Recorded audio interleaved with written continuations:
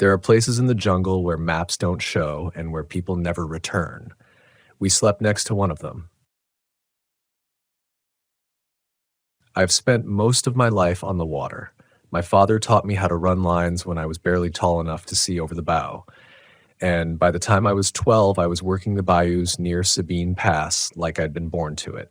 Fishing wasn't just a job in our family, it was a way of seeing the world.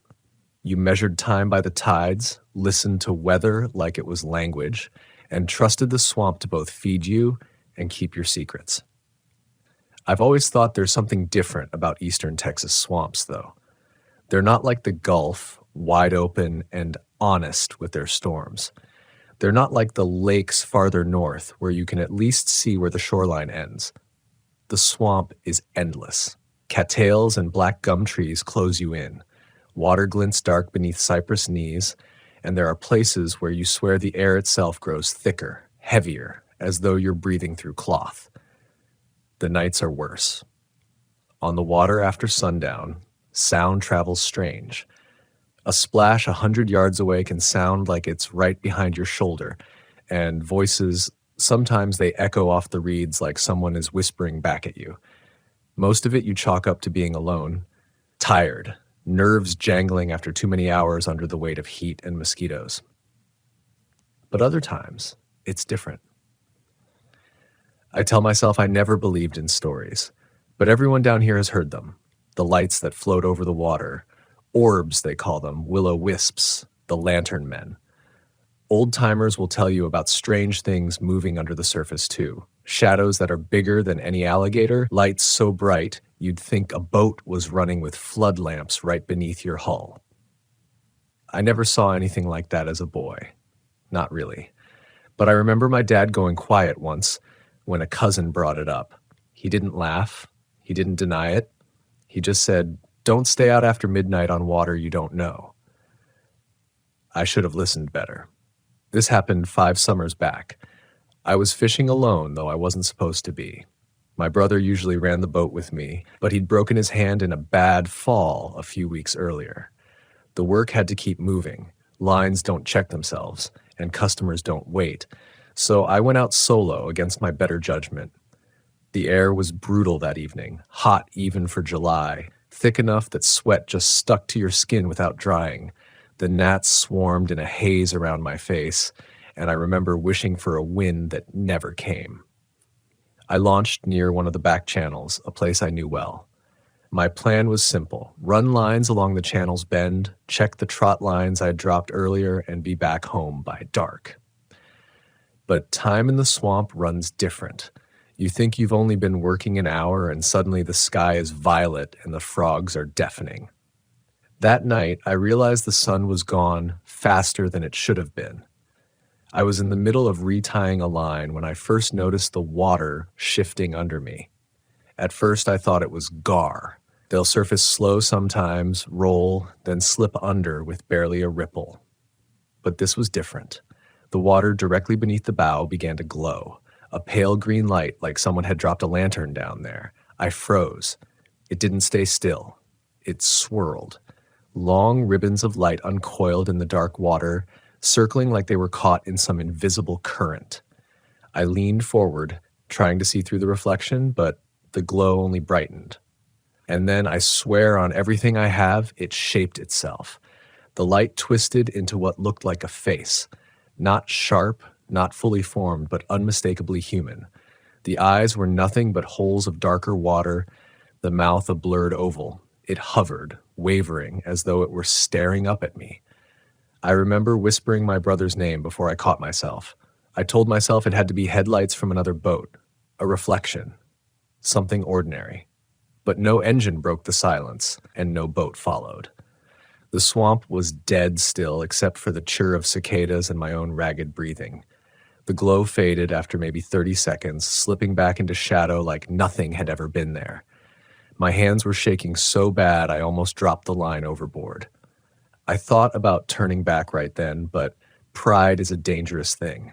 I told myself it was swamp gas, a trick of the eyes, anything but what it seemed. I finished tying off, started the motor, and pushed deeper into the channel. That was my mistake. The further I went, the more wrong the air felt. It was heavy, yes, but there was also a smell, like copper, sharp and metallic, cutting through the usual rot of the bayou.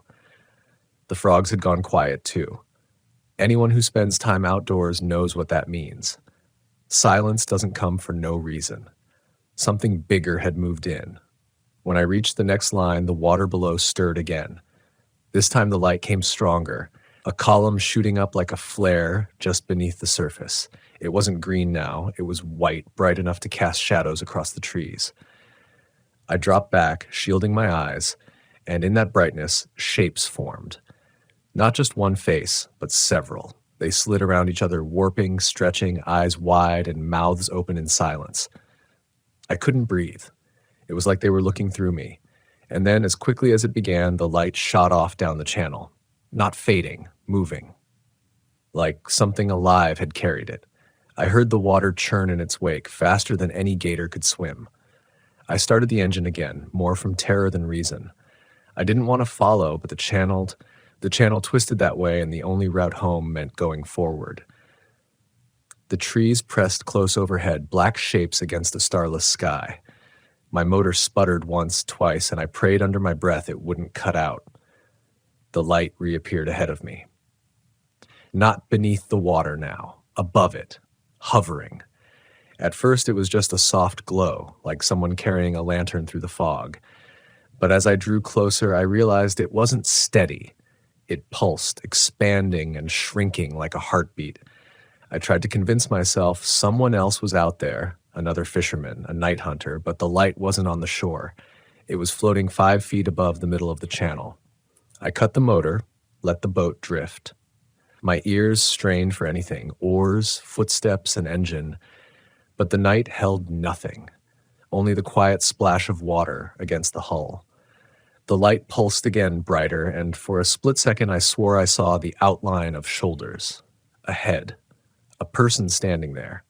But the water was too deep. No one could stand there. I gripped the tiller, torn between throwing the throttle wide open or sliding into the reeds to wait it out.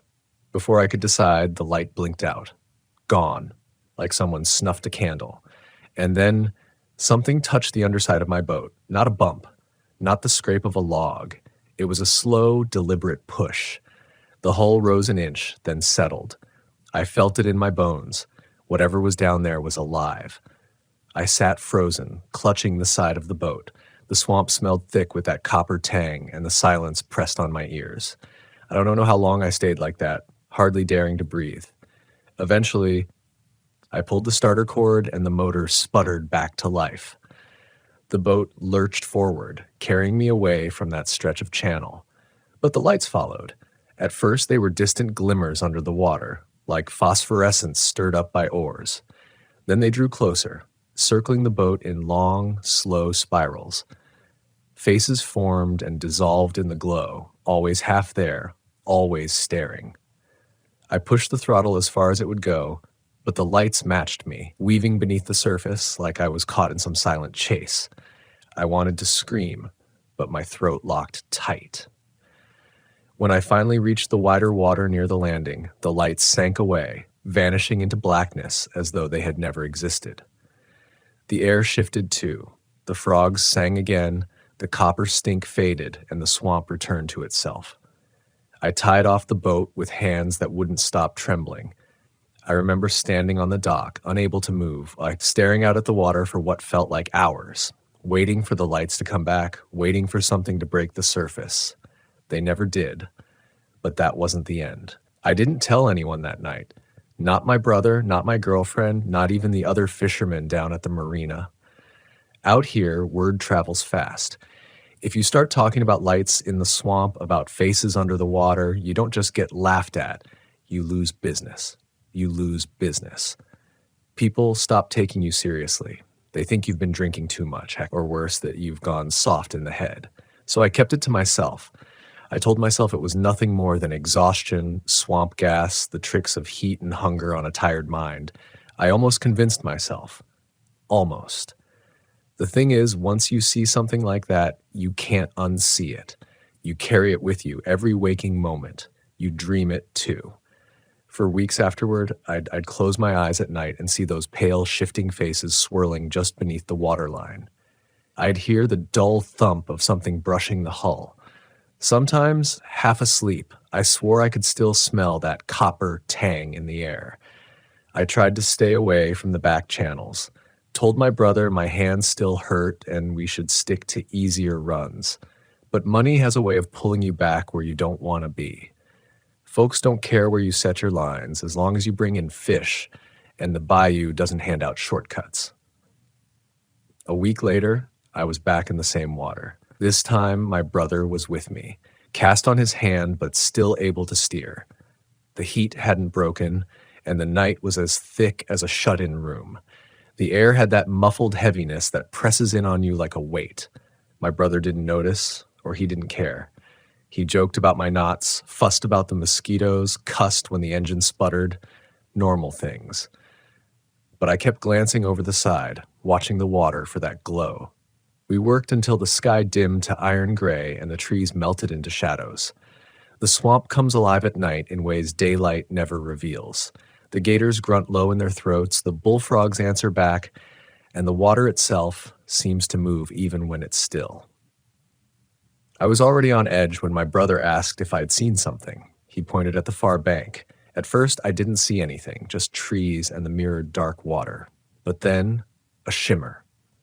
A faint, bluish-white glow, flickering between the cypress knees. It bobbed once, twice, like a lantern swaying in someone's grip. "Hunter?" he asked, but his voice carried doubt. Nobody hunted this late, not here. Before I could answer, the light winked out. We didn't talk about it, but both of us worked faster after that. We pulled the last line, tossed the catch in the cooler, and turned the boat toward the landing. The channel seemed darker than usual. The air pressed closer. Halfway back, something scraped the bottom of the boat. My brother jolted upright. "Log?" I didn't answer. My hands had already gone cold on the tiller. The scrape came again, slower this time, like claws dragging against aluminum. The motor sputtered. My brother cursed and yanked at the choke, but it coughed instead of catching. That was when the water lit up. It wasn't faint this time, it was blinding. A surge of white-green light erupted beneath us, swelling like a flare gun fired from the depths. It wrapped the boat in a glow so bright I could see the veins in my brother's throat, the outline of his cast, the sheer terror in his eyes. And then came the faces, dozens of them, pressed against the underside of the water as if the bayou itself had turned to glass. Men, women, children, their mouths opened in silence, their eyes stared wide, blank and yet accusing. My brother screamed. The boat tilted hard to one side as he scrambled back. The cooler toppled, fish thrashing on the floorboards. I grabbed the gunwale, tried to steady us, but the glow beneath us pulsed stronger, pushing upward. The hull lifted like something was trying to breach. Then the motor roared to life. My brother had managed to choke it into gear, and we shot forward. The light stayed beneath us for several seconds, rushing with us, before it dropped away and vanished into the channel's depths. We didn't stop until we hit the landing, full throttle, the boat nearly ramming the dock. My brother jumped out first, stumbling onto the boards, gasping like he'd just surfaced from drowning. We didn't speak the whole ride home. That night, he broke first. Around 2 a.m, he came into my room, pale and shaking. "You saw it," he whispered. I didn't answer. "You saw it," he said again, more desperate. "Don't lie." I nodded. He sat down on the edge of my bed, head in his hands. What the hell was that? I couldn't tell him. I didn't know. All I could say was, "Don't go back there." But work dragged us out again, and money kept us on the water. Each time we swore it'd be the last. Each time the swamp pulled us deeper. The lights didn't always appear. That was the worst part. Days would pass where nothing happened, and we'd start to believe it was over. Then, without warning, the glow would return, under the boat, along the banks, pulsing from the depths, sometimes faint, sometimes blinding, always in silence, always with those faces. We tried telling ourselves they were illusions, reflections, tricks of the swamp. But deep down, we knew better. There was one night in particular I can't shake.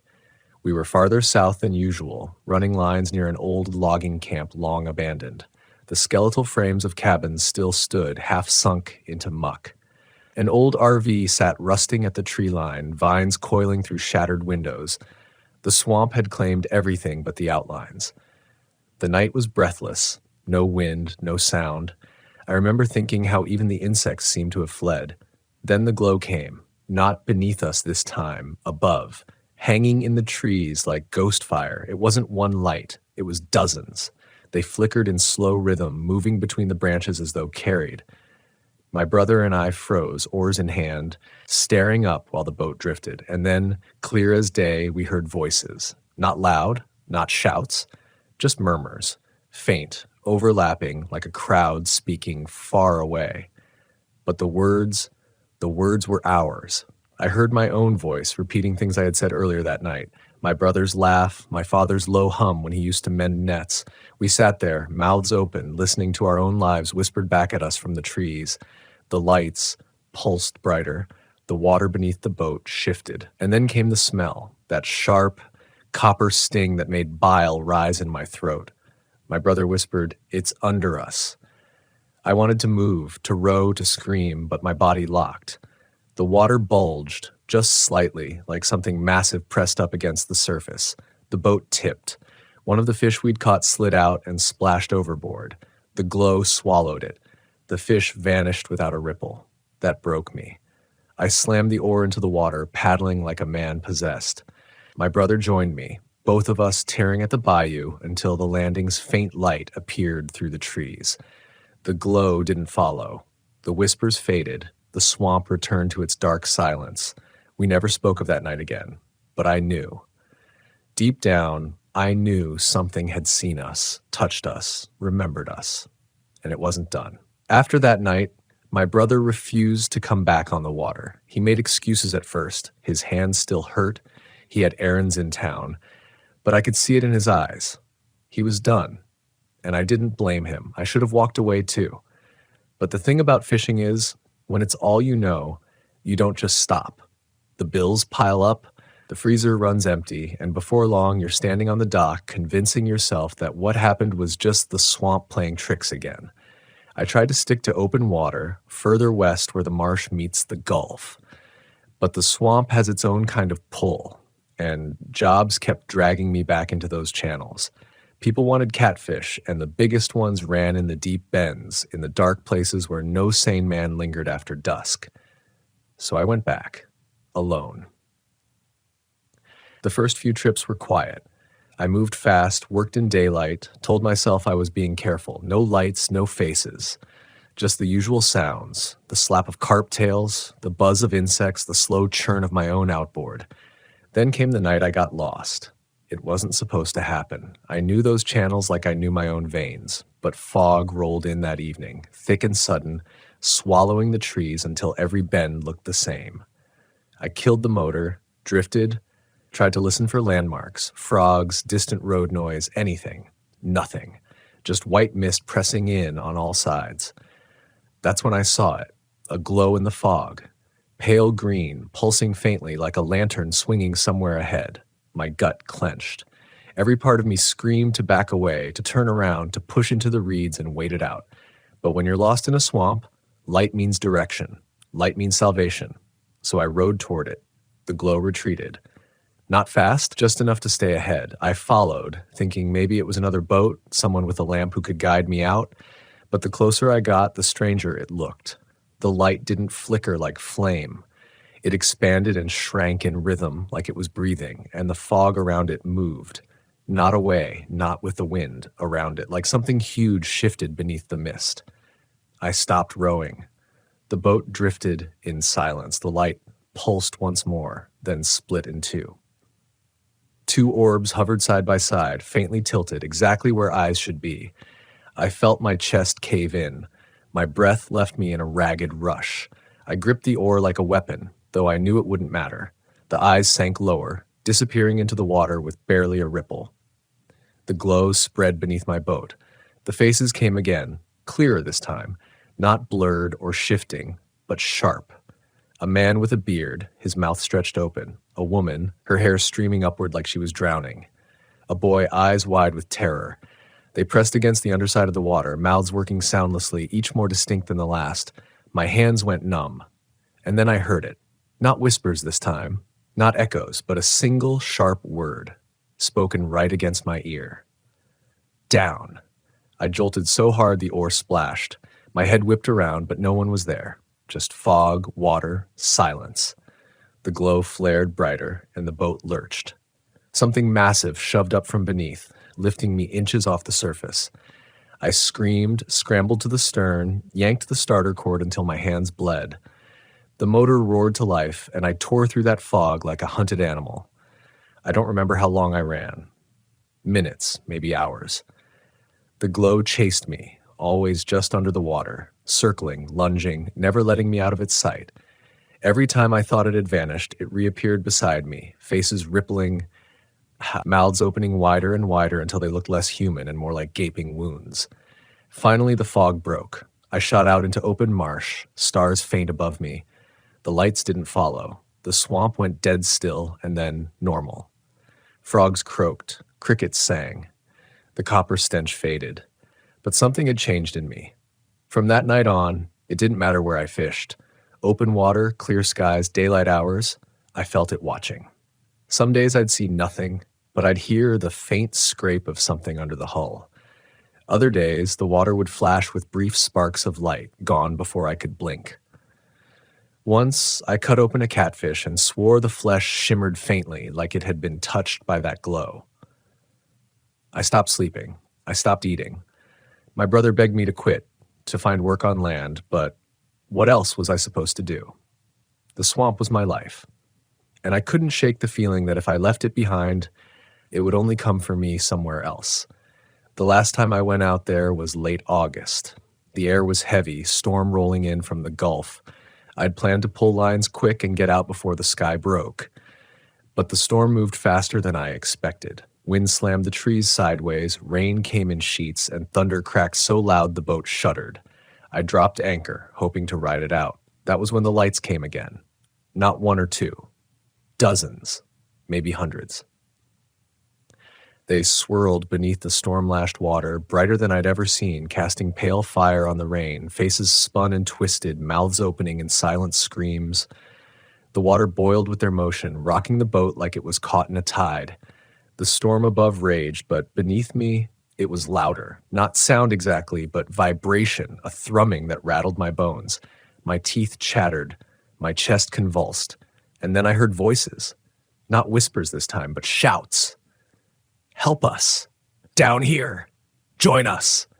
They came all at once, a chorus of agony, men and women and children overlapping in a torrent of sound. I clapped my hands to my ears, but it didn't stop. The voices weren't outside, they were inside me, vibrating in my skull, clawing into my mind. The boat pitched hard, water sloshed over the side, my anchor rope snapped. I was adrift, pulled by the lights, circling like prey in the grip of something vast. And then I saw it. Not just faces this time. A shape. It rose beneath the surface, too huge to comprehend. Limbs, or what might have been limbs, stretched wider than the boat. The glow outlined a body that was both human and not, torso-like, head-like, but distorted, broken into pieces that shifted in and out of place. 1,000 faces clung to it, wailing in silence. It pressed upward and the water bulged. The boat lifted. The voices screamed. And then, all at once, it stopped. The storm raged. The rain poured. The swamp shook. But the glow vanished. The water stilled. The faces dissolved. I was left alone, drifting under a black sky, shivering and broken. I don't remember making it back to shore. I woke up at home, soaked, clothes torn, mud caked on my boots. My brother said he found me sprawled on the dock at dawn, staring blank at the water, lips moving with no sound. I never went back. But sometimes, late at night, I see the glow again. Not in the swamp, through the cracks of my bedroom blinds, pulsing faint against the glass. Sometimes I hear a voice, soft and low, whispering that same word, down. And I know, one day I won't be able to resist. One day, the swamp will call me back and I'll follow.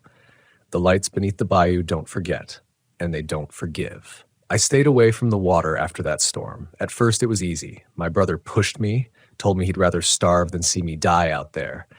But it wasn't just fear that kept me off the boat. It was exhaustion. Whatever strength I had, the swamp had taken it. My body healed, but my mind didn't. I'd wake in the night gasping for air, my chest tight, hands clutching at the sheets like they were the gunwales of a sinking boat, and always I'd hear that single word echoing in the dark. Down, down. I tried to bury myself in land work, odd jobs, repairs, hauling supplies for other fishermen. I told myself I was fine, told myself the swamp was behind me. But the swamp doesn't let go that easy. You live here long enough and it's in your blood, in your sweat, in your lungs. And I think whatever I'd seen, it knew that. It started small, little things I could explain away.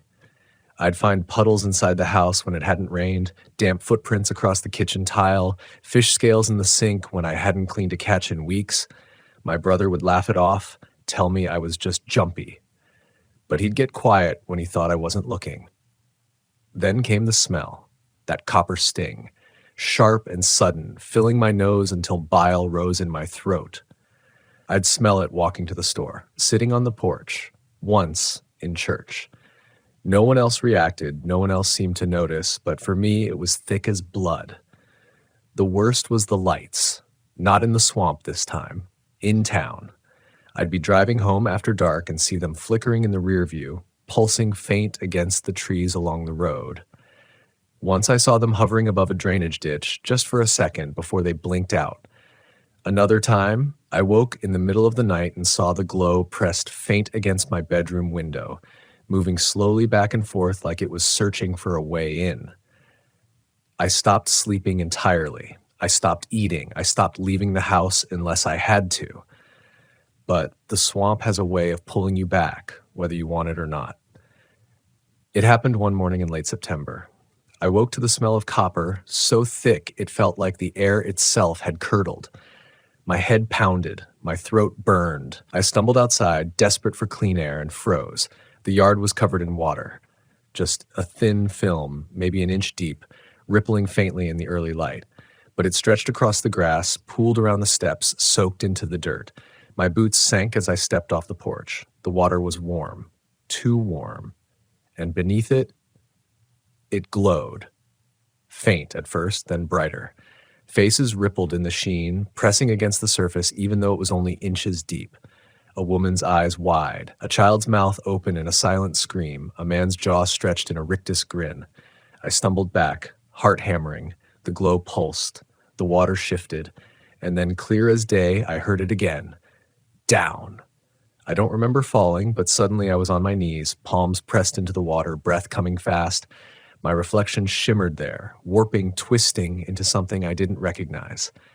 My own face stared back at me, eyes blank, mouth wide, as if I'd already drowned. I ran inside, locked the doors, pulled the curtains tight. I sat in the dark for hours, shaking, listening for the scrape of water against the walls. When my brother came by later, the yard was dry. No puddles, no glow, no sign anything had happened. He looked at me like I'd lost my mind. Maybe I had. But the swamp wasn't done. A week later, I heard voices outside. Not whispers, not echoes. Voices I knew. My father's low hum, my brother's laugh, my own words, phrases I'd spoken days earlier, twisted and repeated in the night air. I pressed myself against the wall, listening, and the voices drew closer. They circled the house, overlapping, louder, until I thought my skull would split. And then, just as suddenly, silence. The smell hit next. Copper. Stronger than ever. And then the lights bloomed, all at once, flooding through the cracks of the windows, pulsing like a heartbeat. I don't remember what I did after that, only pieces. Standing at the door with my hand on the knob, seeing my own reflection warped in the glass, hearing that single word again, over and over, drilling into my skull. Down, down, down. When I woke, it was morning. My brother was pounding on the door, shouting my name. The house smelled of rot. My boots were soaked through with swamp water. And on the floor, near the bed, I found something that still makes my blood run cold. A fish. Small, bloated, pale. Its scales shimmered faintly with that same unnatural glow. And when I touched it, its eyes rolled, and for just a second, I swear I saw my own reflection staring back. I buried it in the yard, but the earth hasn't stayed still since. Sometimes I see faint ripples in the dirt, like water moving just below the surface. Sometimes at night, I hear the ground creak as though something is pushing upward, waiting for me to step outside. I don't fish anymore. I don't go near the water, but the swamp hasn't let me go. I feel it every night pressing against the edges of my life, waiting for me to slip. And I know the truth now. The lights aren't just in the bayou, they're everywhere. They seep through the ground, through the walls, through your own blood. They remember faces. They remember names. And once they've seen you, they don't forget. One day they'll call me back. One day I'll hear that word again, not whispered but demanded. Down. And when that day comes, I don't think I'll be able to resist. The swamp will have me. And maybe when the lights glow beneath the water again, when faces rise and press against the surface, you'll see mine staring back. I should have trusted the silence. That's the thought that still clings to me when I think back to the old RV park, the one locals whispered about but never really named out loud. It was silence that first unsettled me. Not the growl of an animal, not the distant crunch of footsteps, not even the creak of branches overhead. Just silence, thick and heavy, pressing on my skin like damp air before a storm. Silence is not natural at a campground. Silence means something is waiting. My name is Daniel. I'm 41, and I've spent more of my life in the driver's seat of an RV than in any house. I've stayed in places where the coyotes cry like children, where the owls sound like witches, and where the wind screams like a train rolling through. You learn to live with noise in this life. Noise becomes proof of life, proof of the wild turning its own clock. But that night, in the faded park along the tree line of Michigan's Upper Peninsula, the noise died. And that was where the fear started. The place wasn't even supposed to be a stop. I'd left Wisconsin late in the day, chasing the last warmth of autumn before winter would trap me north. I saw the sign for the RV park half hidden by weeds. The lettering was faded, the arrows pointing nowhere clear, but my fuel was low, and the sun was bleeding fast behind the trees. I turned in, half expecting to find chains on the gate. But the gravel road stretched open, and I rolled forward, tires crunching into a place that didn't look abandoned, but didn't look alive either. The campsites were lined with old cement pads, cracked and sprouting weeds. Rusted picnic tables leaned at strange angles. The bathhouse stood in the center, its roof sagging but its door still swinging on a single hinge. No other rigs, no smoke from fires, no laughter or music, just rows of sites waiting like empty chairs at a funeral. I parked near the edge, closest to the woods, and I swear, as soon as I cut the engine, I felt the silence push in harder, like the motor had been the last thing keeping the place awake. I told myself what every seasoned traveler tells himself in moments like that. You're tired, you're imagining it, you'll laugh at yourself in the morning. But I didn't laugh. I couldn't. The air carried a smell I couldn't place. Wet dog, yes, but sharper, like iron scraped against stone. It reminded me of the kennels back when I was a kid, when the shelter dogs would bark so long they bled from their throats. It carried weight in the lungs, that smell. And I knew from the start, this wasn't ordinary. I set up quick, refusing to linger in the open air too long. Leveling blocks down, power hooked into the old post that somehow still had juice, blinds drawn. I cooked a simple meal on the stove, but I ate without appetite, chewing each bite like it might echo too loudly. Outside the window, the trees formed a wall, their trunks too dark, their branches too low. The forest looked thicker than it should have, like it had grown closer just for me. And then came the knock. 3 taps. Light. On the side of my RV. I froze mid-breath. Every camper knows that knock, that gentle, "Hey, you home?" sound. Sometimes it's a neighbor asking for firewood, sometimes a ranger checking permits, sometimes just a curious kid. But I knew no one was there. I knew I was alone. Still, I waited for a voice. None came. Just silence after the knock. I eased toward the blinds, slow, heart beating in my ears. With a finger, I bent the fabric back a sliver. Nothing but trees. Nothing but that sagging bathhouse door, swaying like a pendulum. I waited longer. The night air pressed against the glass, humid and strange, but no one came into view. My body was telling me what my brain wouldn't admit. Don't open the door. Stay inside. I told myself it might have been the rig settling. Metal groans, a branch falling just right. The sound of my own fear shaping shadows. But then it came again. Same knock, 3 taps. This time closer to the back, too deliberate to be accident, too measured to be random. I didn't breathe, didn't blink. I felt my nails dig half moons into my palms. And then in the middle of my panic, I remembered the stories. I'd heard them in passing years back when I stayed in a bar farther south. A man had mentioned the dogman with the ease of a local who believed but didn't want to admit belief. Half man, half wolf, walking on 2 legs, seen along forgotten roads and abandoned campgrounds. Always watching, always waiting. I'd laughed it off back then, a folk tale, a hunter's ghost story. But in that moment, in the silent park with the smell of wet dog and iron in the air, I remembered it too clearly. The 3rd time the knock came, I nearly jumped from my skin. But this time it wasn't on the side, wasn't on the back. It was on the door. Just 3 taps, like a friend come calling, standing on the step waiting for me to open. My throat closed tight. My body screamed to shout, to bang the walls, to make noise enough to break the silence. But something in me, the part I don't like to admit exists, knew that opening my mouth would be the same as opening the door. I stood frozen in the middle of my rig, every nerve alive. The minutes stretched too long. My breath sounded too loud. Finally, I forced myself to act. I reached up to the cupboard, slid open the drawer, and pulled out the old hunting knife I kept there for cooking more than protection. Its weight in my hand was no comfort. It felt like paper against whatever was outside. Still, I held it, blade forward, body trembling. The knock never came again. Not that night. After a long stretch of waiting, I pulled myself back to the couch and sat stiff, eyes on the door, knife in hand, until exhaustion dragged me down. I dreamed of claws scraping metal, of a face pressed against the window, of teeth too human for an animal and too sharp for a man. When I woke, it was still dark, and the smell of iron and wet dog had not faded. I thought I'd made it through. I thought morning would make it safe. But the park didn't care about morning. When dawn finally dragged itself over the tree line, I expected relief. I thought sunlight would sweep the shadows back, reveal footprints in the dirt, or give me something tangible to cling to. Instead, the light only made the place look more wrong.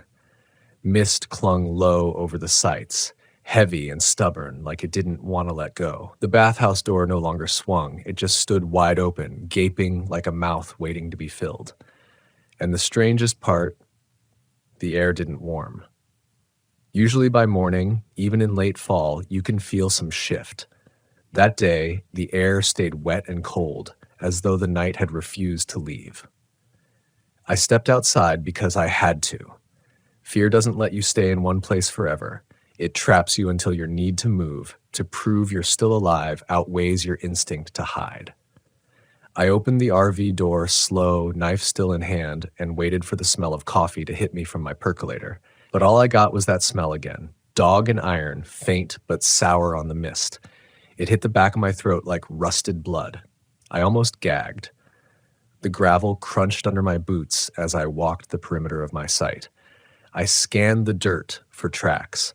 I half wanted to see coyote paw prints, deer hooves, even boot marks from some drifter who'd thought it was funny to knock on a stranger's RV. Anything human, anything normal. But the ground told a different story. At the back corner of my rig, the dust and grit were disturbed, flattened in wide patches like something heavy had crouched there. Not paw prints, not shoes, just impressions, deep and round, as though knees or haunches had pressed into the earth. The hair along my arms lifted. I told myself it was a bear, big, awkward, maybe standing and sniffing. But no bear knocks like a man does. I forced myself to do one slow lap of the site, eyes scanning, knife held tight. By the time I circled back, I saw something else that stopped me cold. On the far side of the picnic table where moss had crept up over the cement, 3 marks carved into the wood. Not scratches. Carvings. Straight, even, deliberate. 3 vertical lines, side by side, like a signature. The wood around them was fresh, raw, and pale, like it had been cut in the last few hours. I touched them, half expecting them to burn. They were cool, clean, waiting. That was when I made my first mistake. I didn't leave.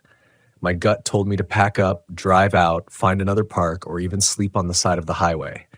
But something in me, the same stubborn instinct that's kept me on the road this long, refused. I wanted to know. I needed to prove it was nothing. I told myself I'd stay one more night. If nothing happened, I'd laugh about it later. If something did, well, at least I'd know I wasn't imagining the silence. The day dragged. I tried to distract myself, set out a chair, read a book, boiled coffee on my camp stove. But every time I lifted my head, I saw the tree line. And every time I looked at the tree line, I felt watched. The mist never lifted fully. It just shifted, weaving between trunks, curling low along the ground like smoke from a fire that wasn't there. By afternoon, I caught myself staring too long, waiting for movement I couldn't name.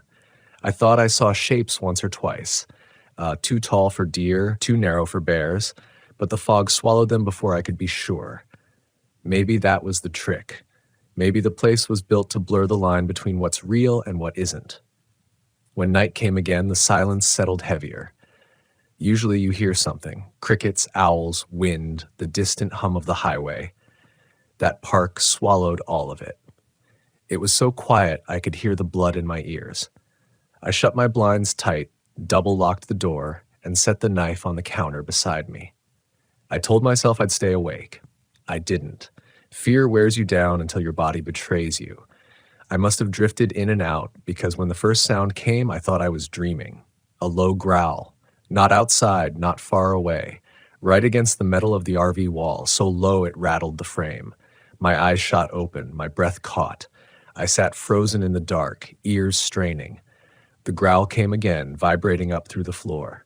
And then came the sound that still knots my stomach when I think of it. Claws. Scraping slow against the metal, long drags like nails down a chalkboard. Not frantic, not testing. Just steady, patient, like something was writing its name on my home. I forced myself to grab the knife. My hands shook so bad I almost dropped it. I didn't move to the window, didn't move to the door. I just sat there in the dark, knife in hand, heart pounding, listening to claws circle my rig. They scraped one side, then the back, then the other, and then they stopped at the door. 3 taps, just like the night before, measured, calm, waiting for me to open. I don't know how long I sat there, paralyzed, knife pressed to my chest. Minutes, hours. Time bent in that silence. At some point, exhaustion pulled me down again, fear twisting into nightmares. I dreamed of yellow eyes glowing through the blinds, of a hand too long and too clawed curling around the door handle. When I jerked awake, sweat cold on my neck, dawn was just breaking, and the silence was worse than ever. I stepped outside at first light against every instinct. The ground around my rig told the truth I hadn't wanted. Tracks this time, not paw prints, not boots, something in between, wide, heavy, with toes too long, pressed deep into the gravel. They circled my RV, then stopped right at the door where the 3 taps had come. The impressions there were the deepest of all, as if whatever made them had stood still for a long, long time, waiting for me to step out. I looked toward the bathhouse and my throat closed.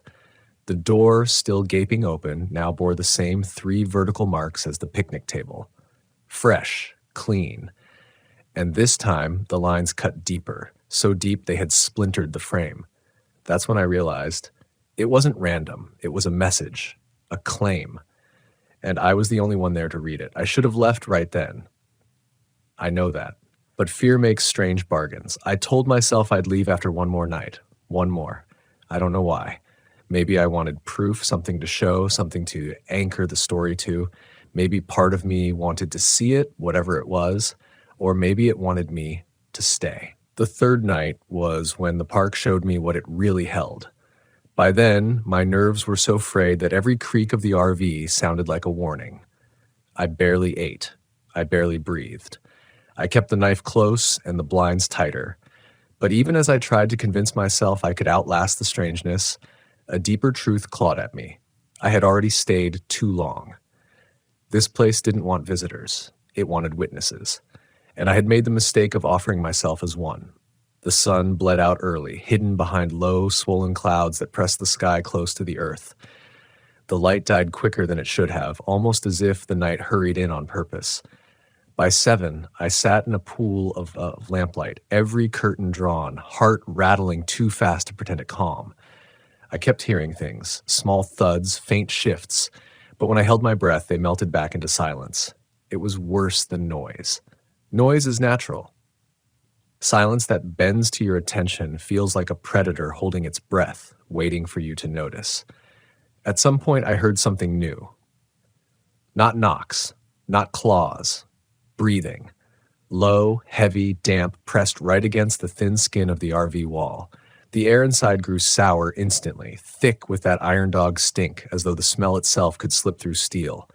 I didn't dare move. I didn't dare exhale too hard. My chest ached from the weight of holding still.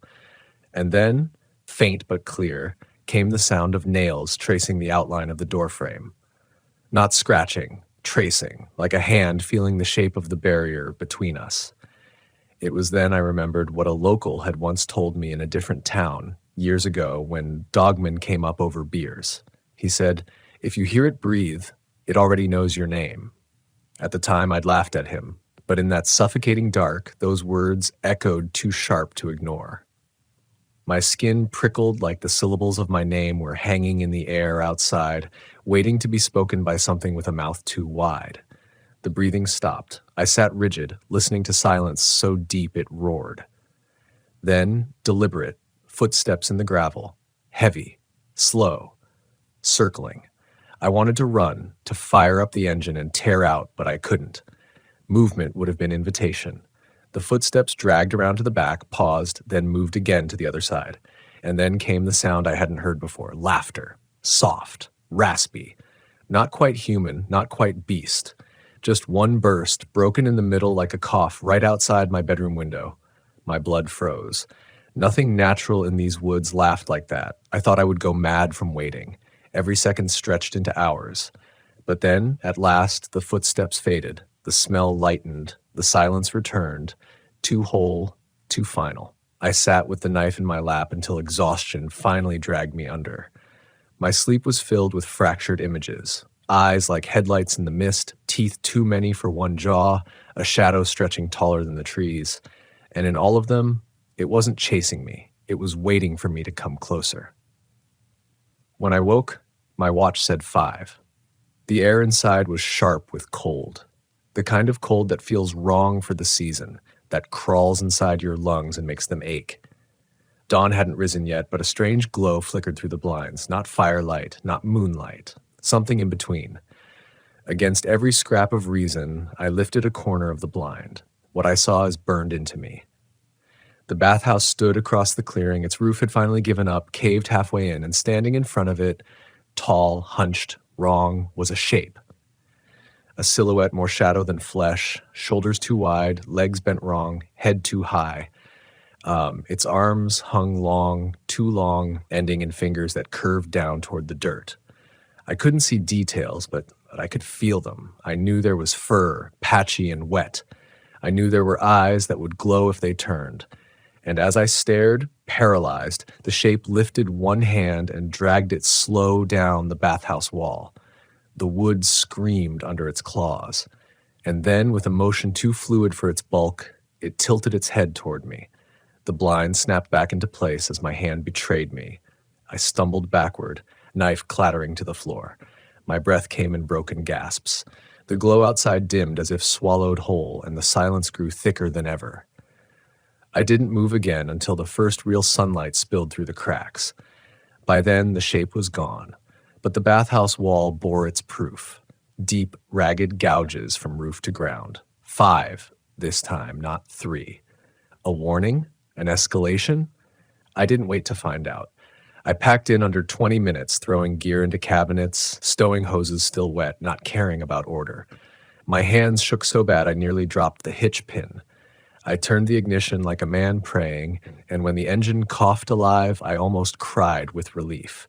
Gravel spat under the tires as I tore out of that park, eyes fixed forward, refusing to check the mirrors. I didn't want to see if something followed. But the strangest part came miles later. When the road finally widened and I let myself breathe, I glanced at the map pinned beside me. I wanted to mark the park so I'd never return, but the spot was blank. No name, no listing, just a swath of forest. I pulled over, checked my GPS, zoomed in and out. Nothing. The park wasn't there. Not on paper, not on screen, only in memory, and maybe that was the worst prison of all. For years, I didn't speak of it. What could I say? That the Dogman of Michigan stood outside my RV? That it laughed? That it marked the walls with signatures no human hand could carve? People would smile, nod, call it a story, but it wasn't a story. It was a presence, a predator that didn't need to chase because it knew fear would keep me still. And in the deepest hours of the night, when silence grows too heavy around my rig, I still think of that place. I still hear the 3 taps, and I know it let me go once. After leaving that nameless park, I drove without pause for hours, chasing distance like it could protect me. The road unfurled under my tires, gray and endless, but the further I went, the less relief came. Fear doesn't sit neatly in one place. It threads itself into you, coils into your memory, follows like smoke in your lungs. And I realized, somewhere between gas stops, that I wasn't just afraid of what I had seen. I was afraid of what I had carried with me. It's easy to say you leave a place behind when you drive away, but what happens when the silence comes with you? When the smell still lingers faint in the back of your throat? By the 3rd day on the road, hundreds of miles from Michigan, I would catch it again, wet fur and iron, gone too quick to name. And worse, when I pulled into campgrounds, I noticed the quiet. Not full silence, not like the old park, but dead patches, gaps in the noise of insects or birds. As though something had pressed pause just for me. I thought I'd imagined it until I reached a small town in northern Ohio and stopped for fuel. The clerk behind the counter was an old man, gray hair wild, voice gravelly from cigarettes. He noticed the dirt still clinging to the lower panels of my rig and asked where I'd been. When I told him I'd cut through the Upper Peninsula near the border towns, his face shifted. Not surprise, not curiosity. Just recognition and a flicker of something like pity. "You didn't stop in those woods, did you?" he asked. His tone was casual, but his eyes stayed sharp. I hesitated, which was answer enough. His lips thinned. "You heard it then." I didn't want to admit it, but something in me needed to. "Knocking," I said low, laughing, breathing. The clerk's hand froze on the register. He didn't look at me. He just muttered, "Dogman." Then louder, as if to cover himself, he laughed and shook his head. "Old stories, don't mind me, just hunter's tales." But the way his knuckles whitened on the counter betrayed him. He knew. And I knew in that instant that the legend wasn't just whispers around campfires. It was history rooted deep enough that even towns miles away carried its shadow. I pressed him for more, but he shut down quick, lips pinched, eyes darting toward the windows like speaking too much would summon something. Still, as I left, he said one last thing without looking at me. "If it knocked, it marked you. Don't go back." Those words clung to me worse than the silence. Marked. I kept hearing that word every time the wind rattled branches at night, every time gravel crunched under my own boots outside my RV door. Marked. Weeks passed. I drifted south, chasing warmer weather, but the fear followed. I would wake at night, certain I'd heard the 3 taps again, only to find nothing. Once in Kentucky, I swore I heard the same rasping laugh from the tree line near my site. And once in Tennessee, I found 3 long scratches carved into a picnic table by my rig. Different park, different state, but the same lines. That was when denial crumbled. I couldn't convince myself it had been one place, one night. The legend wasn't tied to geography, it was tied to me. The thought hollowed me out. Because what do you do when the woods themselves have your name? I began searching. Not openly, not like a man chasing a ghost. Quiet questions at diners, listening to locals swap tales, digging into the thin folklore sections of small libraries. The story was always the same, though the details shifted. A beast walking upright, half man, half dog. Eyes like headlights, laughter like broken glass. Hunters had seen it, drivers had glimpsed it along back roads. Campers had heard the knocks, and always, it left 3 marks behind. One night, in a truck stop off I-75, I found an old paperback crumbling on a clearance rack. Legends of the Great Lakes. Inside a chapter titled simply, The Dogman. The author treated it half as myth, half as report. He wrote of sightings stretching back centuries, native stories of a spirit between wolf and man, lumberjack tales of a beast that stalked camps at night, modern drivers swearing they saw a shadow sprint beside their cars at 70 miles an hour. But one line froze me more than all the rest. It does not hunt, it waits. It does not kill quickly, it marks, and those who hear its knock will never sleep the same again. My hands shook as I read it. The words rang too true. I thought back to the impressions in the gravel, the scratches in the wood, the sound of claws tracing my doorframe like a map. Marked. That was why the silence followed me. That was why the smell clung. I wasn't running from it. I was carrying it. Sleep grew thinner after that. Nights blurred into hours of staring at the RV ceiling, waiting for sounds I didn't want to hear. And sometimes, just as exhaustion claimed me, I'd hear it faint. 3 soft taps, so quiet they might have been memory, echoing through the bones of the rig. I'd clutch the knife in my hand and wait, praying dawn would come before courage broke. I never saw it again, not fully. But once, outside a park in West Virginia, I woke to the sound of gravel shifting. I sat up, listening, and caught the faintest outline through the blinds.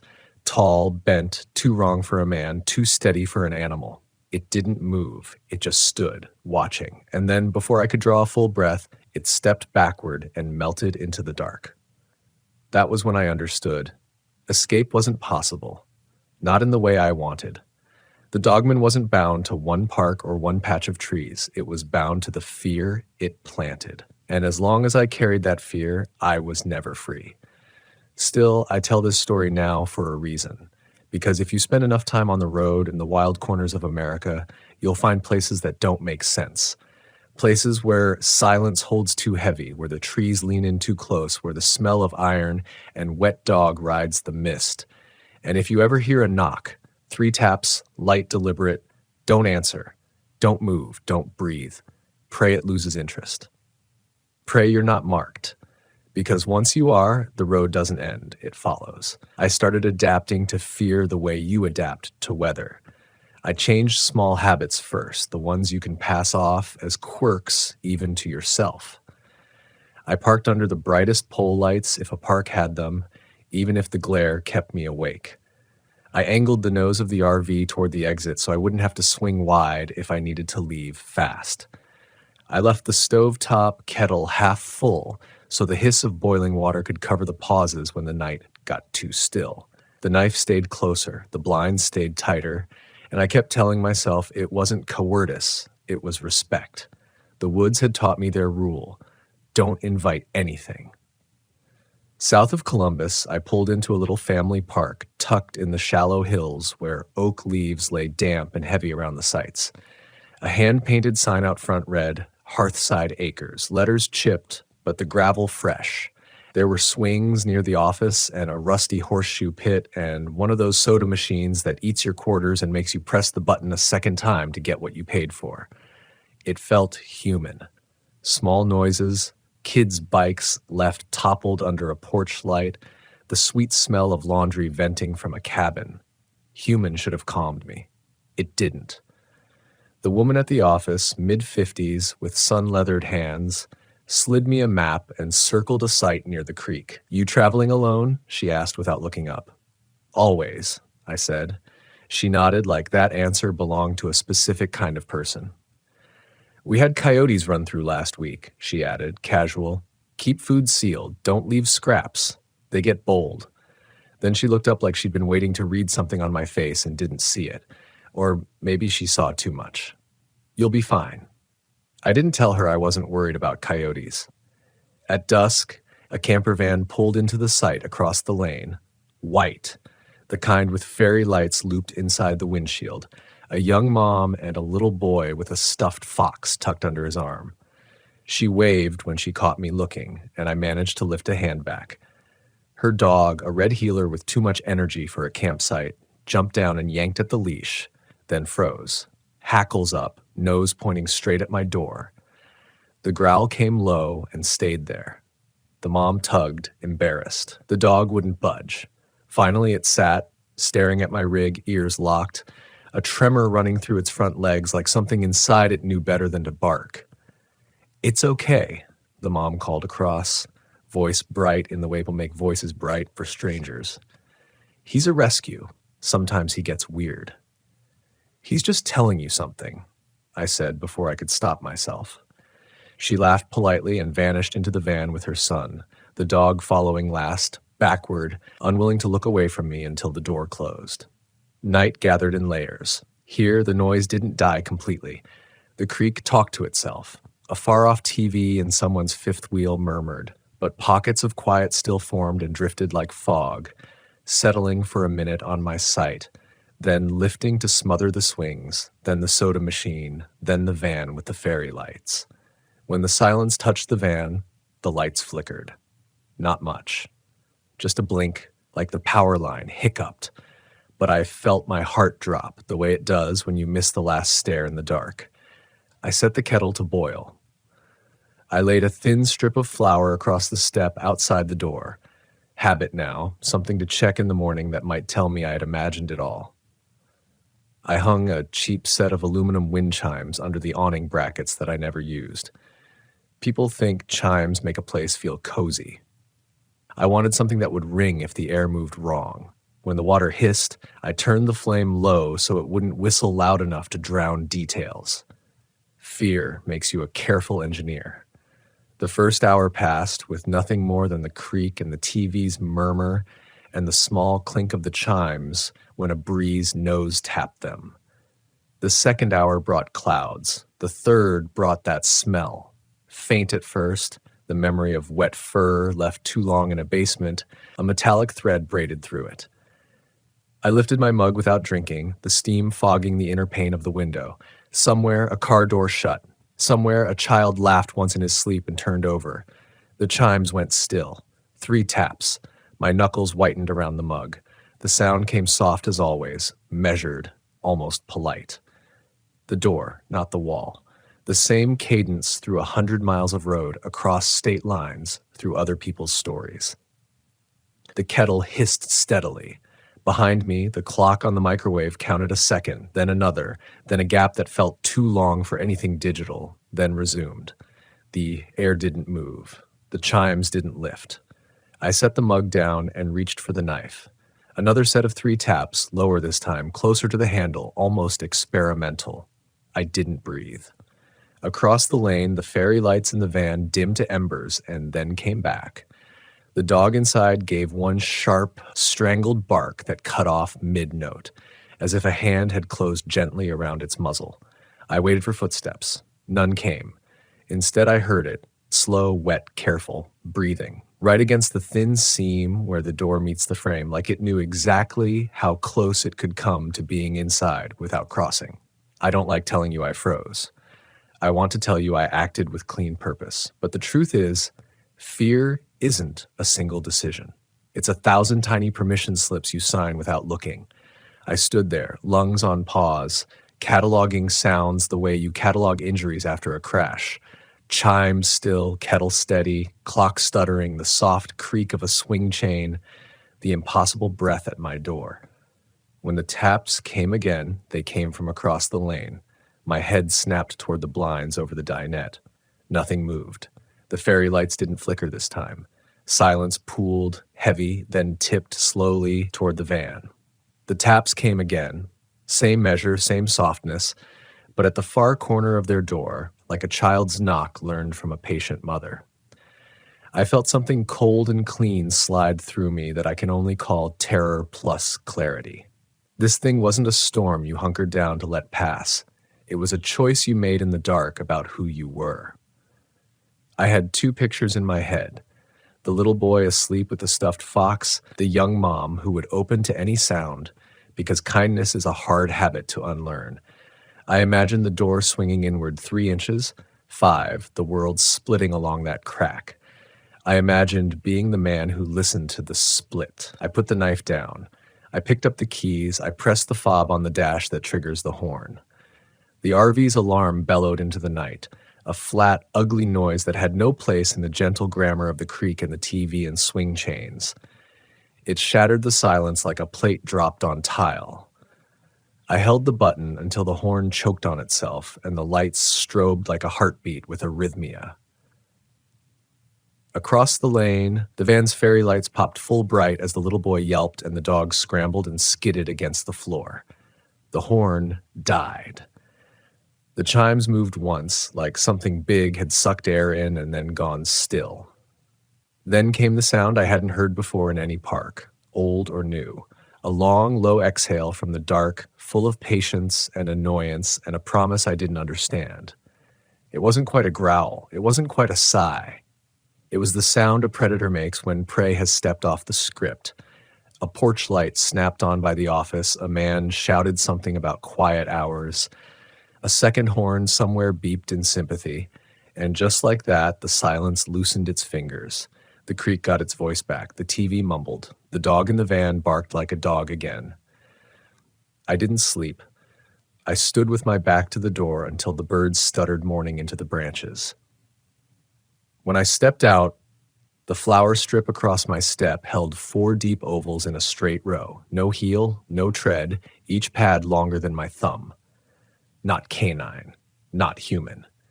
In the damp edge where my sight met the lane, a print stamped itself into the mud and then softened at the edges as if ashamed. Across the lane, 3 clean vertical lines scored the picnic table at the van's site, fresh sap bright along the grooves. The mom came out with her son and the dog before 7, hair in a loose knot, eyes shadowed. She saw the marks on the table and didn't ask questions. She just studied them, thoughtful and pale, like the world had spoken a language she didn't want to know she understood. When she looked up at me, I expected accusation for the horn. I expected fear made angry. Instead, she nodded once. "Thank you," she said, and her voice had a quiet weight to it. The boy squeezed his fox and stared at the scratches. The dog looked at my door and then away, like someone realizing where not to look. I wanted to tell her more. Tell her the real warning signs, the way the silence behaves, the way smell can tell the truth your head refuses. But you don't hand a stranger your ghosts. You hand them a map they can actually use. If you hear 3 taps, I said, don't answer. Don't move. Turn on every light. Make noise. Loud as you can. She nodded again. We're leaving. She loaded fast. I didn't watch them pull out because I didn't want to see if anything watched them leave. I stayed one more day because running is still running even when it's smart. I needed to leave differently. I cleaned the kettle. I lowered the chimes and packed them away. I rinsed the flour and watched the white water carry small details toward the creek. I waited until the sun angled warm across the swings and people started their gentle day. Coffee and hoses and kids asking if they could ride bikes past the office, and then I went to the office to pay for the extra night. The woman with the sun-leathered hands took my card and studied me again, as if I were a page she couldn't quite read. We get folks through here who won't use the creekside sites, she said, too casual, eyes on the register. Superstitions, old stories, people talk. What do they say? I asked, because sometimes a straight question is kinder than a dance. She slid the receipt toward me.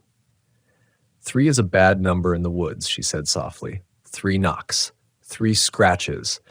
If you see 3 crows on a line, don't camp below them. If a dog won't walk past a thing, don't make him. If your radio loses a second now and then, don't try to fix it. Just listen to what's being measured. I waited. She didn't meet my eyes, but her mouth tightened before she added, "There's a place north. Old Park. Doesn't show up on maps anymore. My brother went there when we were kids. We used to dare each other. He came back with 3 marks down his back, like he'd laid under a ladder made of knives. He said nobody touched him. He said the air did it." Does it have a name? I asked. She shook her head once. It did. The sign rotted. People still call it by the road that passes it, but nobody writes the letters. Maybe that's how you keep things from following. Don't name them where they can read it. On the counter, a plastic jar of lollipops sat by a stack of local brochures. On the top of the brochures, a photograph of a covered bridge and a pumpkin festival and a smiling sheriff at a safety day. The world keeps turning even when the woods lean in. That's the cruelest and most hopeful thing about it. I left Hearthside Acres with the radio low and the road bright ahead. I should tell you that the horn and the light are a cure. They're not. They're a line you draw while you still can, a reminder that fear can either shrink you or train you.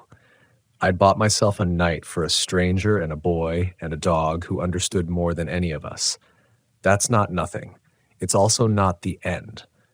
By the time I hit the state line, the smell had faded again to a thread I couldn't hold between my fingers.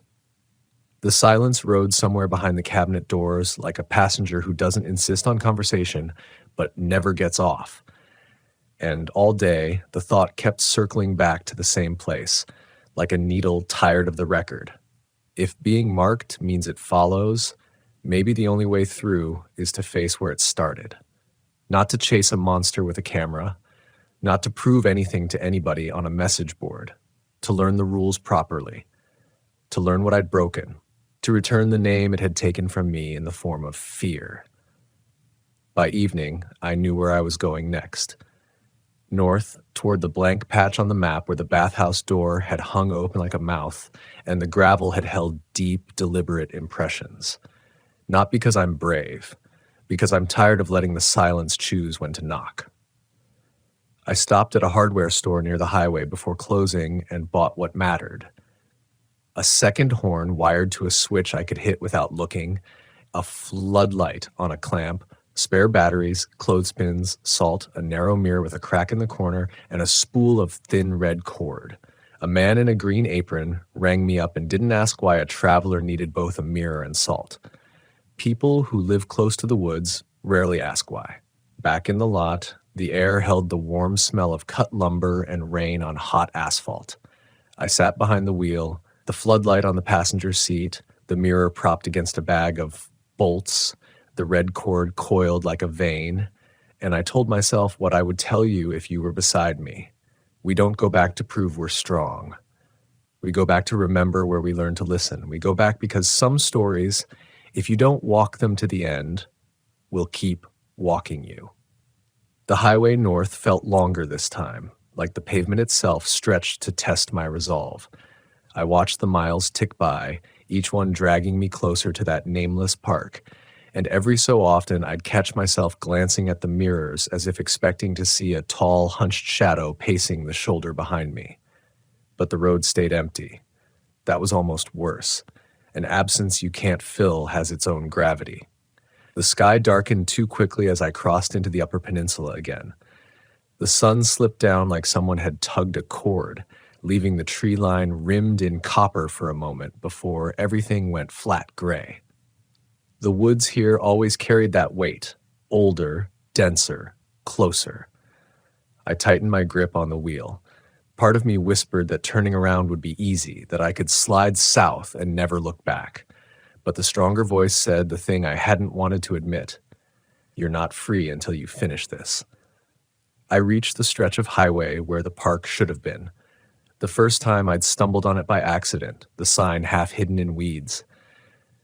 This time I slowed deliberately, eyes scanning the roadside. And there it was, the same crooked post, the wood so rotten the lettering had peeled away. The gravel entrance gaped like an unhealed wound.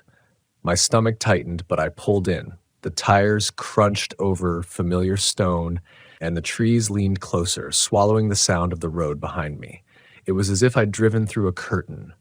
Silence rolled in immediately, heavy and absolute. Even my engine seemed muted. The park looked unchanged. Cracked cement pads, rusted tables, the bathhouse leaning deeper into itself. But something else was different. The air pressed harder. The mist was already waiting, low and dense, as though it had been holding its breath for me. I parked in the same site. Habit or fate, I don't know. I cut the ignition, and the silence slammed shut around me. My pulse jumped. It was too familiar, like stepping back into a nightmare you'd convinced yourself was only a dream. The smell hit me next, faint but undeniable. Wet fur, iron, rot. My hands shook as I set the horn switch within easy reach, clamped the floodlight near the door, and tied the red cord across the inside handle so I could feel any vibration if it tried the latch. The mirror went on the counter, tilted toward the door. The salt I sprinkled in a thin line along the threshold. A ritual, maybe, or just a man stacking sandbags against a flood he knows will come. By the time night fell, the fog had thickened so much I could barely see the bathhouse across the clearing. Its door hung crooked, black against gray, like a mouth whispering without sound. I made myself eat something, canned beans, lukewarm coffee. My jaw ached from clenching. I thought about the 3 scratches I'd seen carved into the picnic table at other parks, the prints pressed too deep in the mud. I thought about the little boy with the fox, the way his mother's voice had carried quiet thanks in the dark.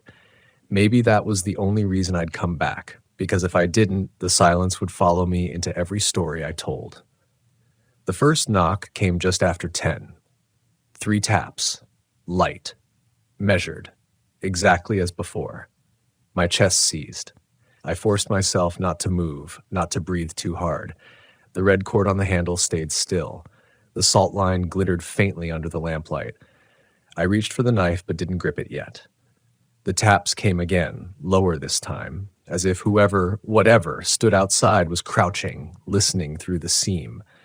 The mirror caught it first, not a full shape, just a shift, a blur darker than the dark around it. For a second, 2 faint yellow glows hovered in the glass, like eyes reflecting a distant flame. My throat closed. I flicked the floodlight on. White beams blasted across the clearing, scattering the fog in jagged streaks. For an instant, I saw it, taller than the doorframe, hunched, arms dangling long, fur patchy and wet, eyes burning like coins. It reeled back against the sudden brightness, one claw curling up against its face, and then impossibly fast, it melted sideways into the fog. Gone. The silence that followed was worse. Not absence, expectation, the choked pause of something deciding what to do next. And then came the laugh. Low, broken, rasping, rolling through the trees like dry leaves scraped against stone. Not loud. Not meant to scare in the way a scream would. Worse, like amusement, like curiosity, like it already knew how the story ended. My skin prickled. I slammed the horn button. The RV bellowed, lights strobing. For a moment it felt like the world shook. The laugh cut off. The silence dropped flat. But the salt at the door shifted. Just slightly, just enough. A smear in the white line, as if something had dragged a single claw through it, slowly, deliberately, without crossing. I didn't sleep that night. I sat in the dinette with the knife in hand, the horn switch under my thumb, the mirror angled at the door. Every few minutes, I thought I heard breathing outside. Every few minutes, I thought I saw the fog pulse. But it never knocked again. It didn't need to. It had made its point. By dawn, the fog had lifted. The park looked almost normal again. Ruins in the morning light, no worse than any forgotten campground scattered across America. But in the dirt outside the door, 5 deep prints waited. Long, heavy, not paw, not boot, something between. Each one pressed like a seal, marked again. I cleaned the salt, I packed the floodlight, I untied the cord, I drove out with the still thick in my ears. The park disappeared behind me. The road stretched ahead, but I knew it hadn't ended. It never ends once the knocking starts. The farther I drove from that park, the more I realized distance meant nothing. The silence traveled with me, the way smoke lingers in your jacket long after the fire dies out. I kept catching it. The small gaps where the world should have been alive with birds, crickets, wind. Even when I parked in busy lots near gas stations, the quiet would come, sliding between the noise of engines and voices, choosing me out of the crowd like a hand on the shoulder. I thought maybe I'd broken something in myself.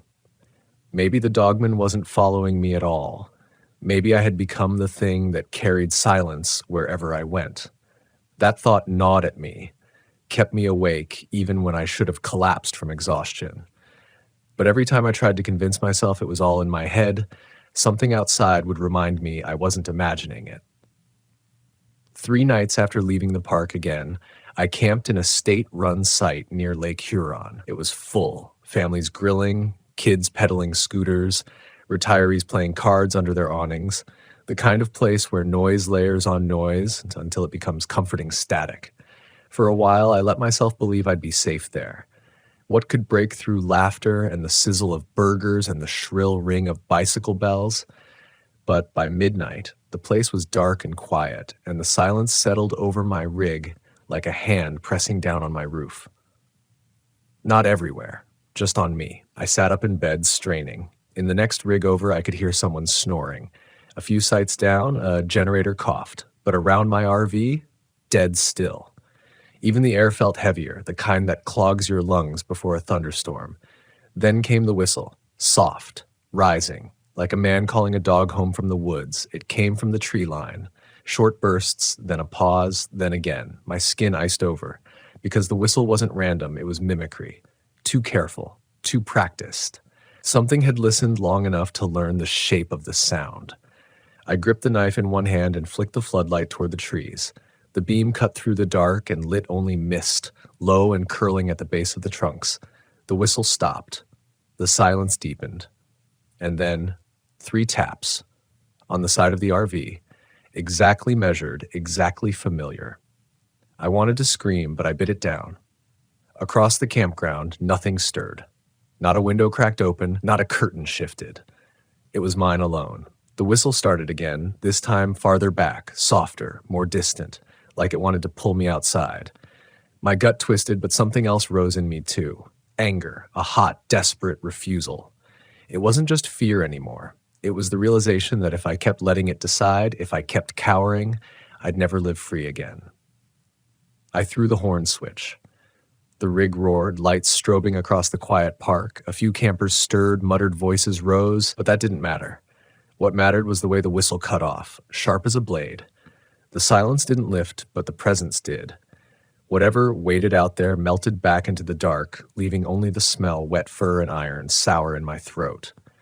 Morning showed nothing but my own madness. No prints, no marks, no proof. Families cooked breakfast like nothing had happened. Kids zipped past on scooters, and I sat with my coffee, eyes hollow, knowing I couldn't keep living this way. That was when the decision crystallized. The old woman at Hearthside Acres had said it plain, "Don't name it where it can read it." But I had already been marked. Hiding wouldn't save me. The only way forward was through. So I started asking questions in earnest. I went back through every small-town library I could find, digging through brittle books about folklore and lumber camps. I asked bartenders, truckers, old men at diners. Most laughed it off, but a few gave me looks sharp enough to cut. In a hardware store outside of Grayling, a clerk told me her grandfather once carried 3 deep scars on his shoulder blades. Never explained. In a bar near Traverse City, a man whispered that hunters who saw it never went into the woods again. Piece by piece, the story sharpened. The dogman doesn't chase. It doesn't need to. It waits, tests, watches. It isn't bound to a place. It's bound to the ones who answer its knock, the ones who let the silence in. By the time I pieced all this together, my path was set. I couldn't just keep running campsites to campsites, pretending a horn and a floodlight would save me. I had to end it, or at least face it until I knew the rules I'd broken. So I circled back, north again, toward the heart of the woods, toward the park without a name. The second time had been survival. This time was choice. When I turned down that gravel road, the silence welcomed me like an old friend. The trees pressed closer, the mist thickened, and the air filled with that sour tang I had come to dread. But this time, I didn't park at the edge. I drove deeper, right into the center, clearing where the bathhouse leaned like a broken rib. I cut the engine. The quiet slammed in. My pulse thundered. My hands shook, but my mind was steady. I set the horn. I clamped the floodlight. I laid the salt thick. And then I did something I hadn't before. I opened the door. The air hit me like a wall, cold and wet, reeking of fur and iron. The silence pressed, thick enough to choke. I stood there on the step, knife in one hand, mirror in the other, and said the thing I hadn't dared say in all these months. I know you're here. The words cracked the silence like glass. For a heartbeat, the woods seemed to hold its breath harder. And then from the tree line came the laugh. Low, raspy, human and not. It rolled across the clearing, curling around the bathhouse, seeping into my bones. I raised the mirror, and in its cracked glass, I saw eyes, not one pair, dozens, all glowing, all fixed on me, all blinking in perfect unison. I couldn't breathe. The eyes in the mirror pulsed, gold and endless, stretching across the clearing like a constellation of hunger. My arm trembled, the weight of the cracked glass unbearable. Each reflection shimmered as if something pressed against the other side, ready to push through. Then came the sound, the wet scrape of claws dragging along bark, circling me, too many feet moving in deliberate rhythm. The laugh faded into a low hum, almost like chanting, though no words formed. My chest constricted. Every instinct screamed to slam the door, lock it, hide under blankets like a child. But I stayed on that step, because I knew if I turned away now, I'd never be free. The mirror shook. One set of eyes drew closer, separating from the others, its glow sharpening, narrowing like it could cut me in half. And then I smelled it, the rot, the blood, the wet fur that had followed me across counties. Why me? I croaked, the question slipping out before I could stop it. The silence after was unbearable. For a moment I thought maybe I'd shattered everything by speaking. But then something shifted. A figure stepped into the clearing. It was taller than any man, shoulders hunched, fur hanging in matted clumps that shimmered silver in the moonlight. The legs bent wrong, knees inverted like a dog's. The head, God, a muzzle too long, teeth flashing as its lips pulled back, but the eyes weren't animal. They were sharp, knowing, cruel. I realized then it wasn't about hunger. It wasn't stalking me for meat. It wanted something else, recognition, acknowledgement, to be seen for what it was. The mirror cracked further, a line splintering across the glass, and in that moment I understood. The mirror wasn't for protection, it was for reflection, to force me to see what it already knew.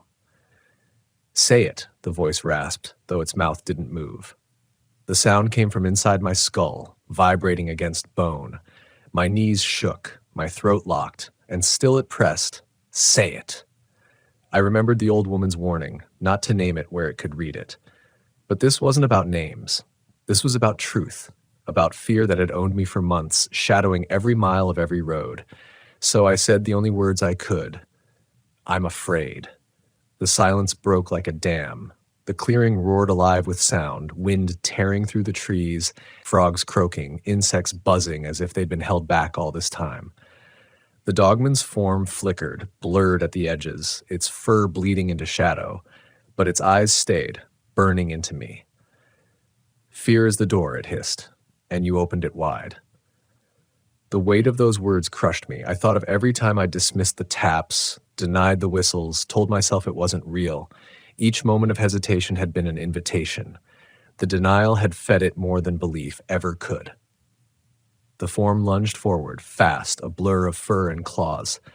Instinct ripped control from me. I threw the mirror, the glass shattering across the ground. Light flared in the shards, 1,000 eyes breaking apart. The dogman howled, low, guttural, furious. I stumbled back into the RV, slamming the door, hands shaking so hard I fumbled the locks. The horn blared, lights cut the clearing, but I barely registered it. The roar outside rattled the walls, claws raking across metal, but the salt line held. Every strike hissed, burning the air with the smell of scorched hair. Then, as sudden as it began, it stopped. The silence that followed wasn't empty. It was absence. The kind of hollow that comes when something leaves but doesn't retreat, only waits. I pressed my back to the wall, knife clutched, breath tearing through me. The clearing was still. The night carried sound again, but I knew it hadn't gone. Not really, because the silence wasn't outside anymore. It was in me. The dogman hadn't needed to take me. It had already done what it came for. I didn't sleep. I didn't move. When dawn finally burned through the trees, I drove until my tank ran dry, until the salt crumbled from the doors, until the horn quit. But no matter how far I went, the silence stayed. It pressed behind conversations at diners. It hummed beneath road noise. At night, it stretched out beside me, filling the space like an unseen passenger. And every so often, when the world should be alive with crickets or frogs or the rustle of leaves, it returns full force, crushing everything flat. When it does, I know. The door is still open, because I said it out loud, because I gave it shape. Fear is the door, and once it swings open, it never really closes again. The silence lived in me like a second pulse, even as the weeks stretched into months, even as the highway carried me far from Michigan's pines and fog. I couldn't outrun it. It would lie dormant for days at a time, letting me think maybe I'd left it behind, maybe I'd broken free. Then, without warning, it would rise, folding itself over the world like a heavy blanket, choking sound until the air felt too thick to breathe.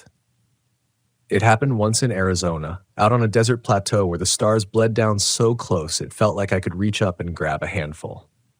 I'd parked my RV beside a canyon rim, thinking the distance from the forest might buy me peace.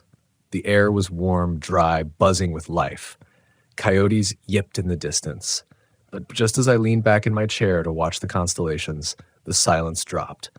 One moment the night was alive, the next it was strangled, gutted, emptied. I froze, the hair on my arms lifting. The desert, which only seconds before had been a chorus, became a tomb. My throat tightened. I knew what would come next. The knock, the scrape, the reflection. But nothing came. Instead, the silence itself seemed to breathe, swelling and shrinking, pressing against my skin. For the first time, I wondered if the dogman wasn't bound to the woods at all. Maybe it wasn't even bound to flesh. Maybe it was something larger, something that moved like a shadow across the human mind, wearing different masks in different places. And maybe in that RV park, it had chosen me to carry its mask. I tried to push the thought away, but every time the silence fell, I felt it nearer. Once in the Rockies, when snow swallowed my tires. Once in Louisiana, in the swamp, where the mist carried the smell of wet fur I knew too well. Each time, it didn't need to show itself. Its absence was enough. The world stopped, and I remembered. Fear is the door. That phrase haunted me. The way it had pressed those words into my skull, the way they hummed every time I tried to sleep, and yet there was something else beneath them. Not a warning, not a threat, a law, something universal. If fear was the door, maybe the answer wasn't to fight it or to deny it, but to face it wide-eyed. Maybe the only way out was through. It took me nearly a year to find the courage to test that thought. A year of waking in gas stations at 3 a.m. with my heart pounding because the silence had crept in between passing trucks. A year of circling back on myself, revisiting places I'd fled, trying to understand why the absence followed me. When I finally returned to Michigan, it was autumn again. The air bit sharp, and the trees along the roadsides burned with color, as though the forest itself was warning me with its blaze. I drove until the gas gauge hit half, until the gravel entrance appeared.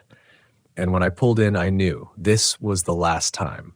The park hadn't changed. The same cement pads, the same ruined bathhouse, the same fog waiting like an old friend who never forgot my name.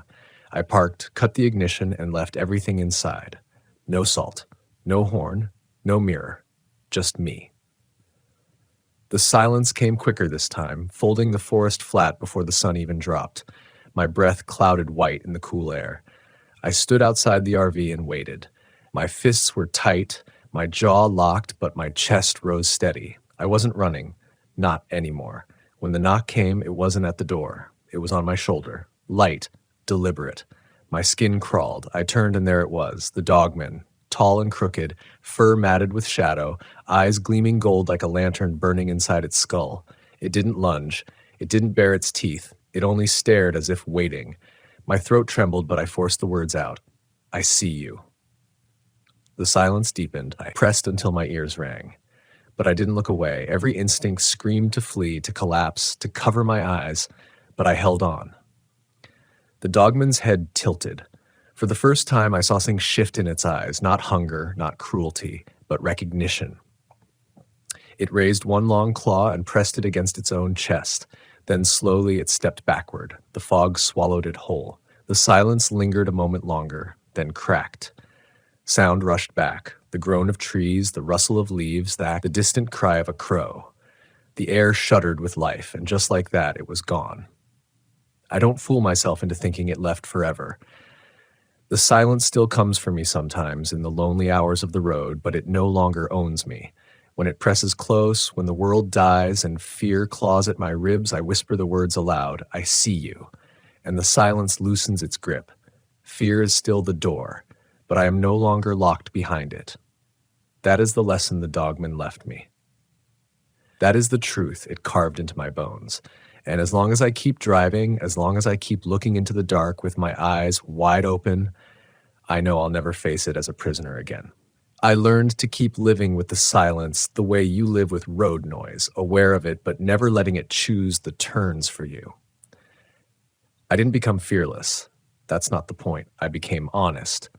When I pulled into a new park, I noticed which cottonwoods held their breath too long, which bathhouse doors hung open like a mouth that never speaks, where the smell in the air tilted from damp leaves to wet fur and iron.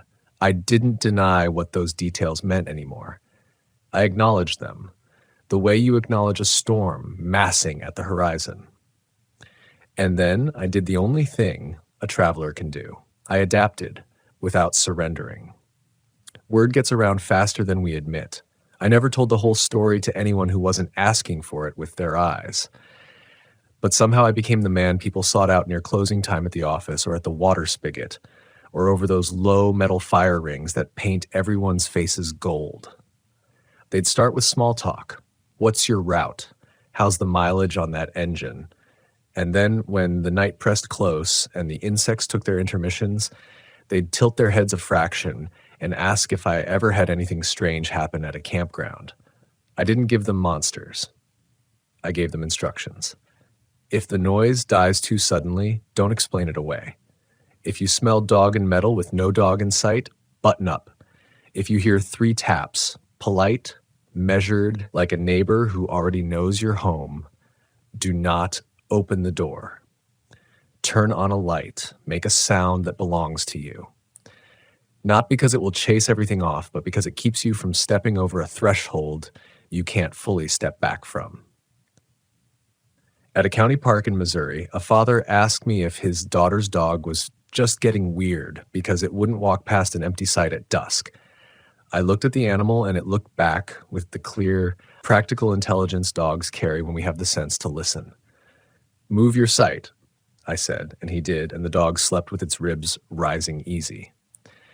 At a Forest Service campground in Idaho, a solo hiker knocked on my rig at 7 p.m. and asked if I had duct tape.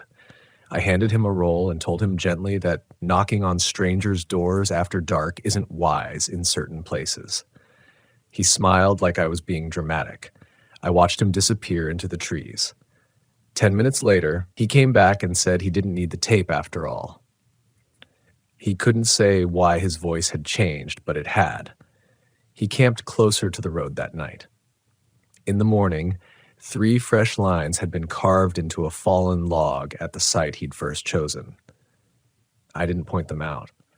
Sometimes you're given a second decision. Pointing too hard at a blessing can scare it away. I found the clerk in Ohio again months later, the one who'd said, "Don't go back." He was older in the fluorescent light, or maybe I was.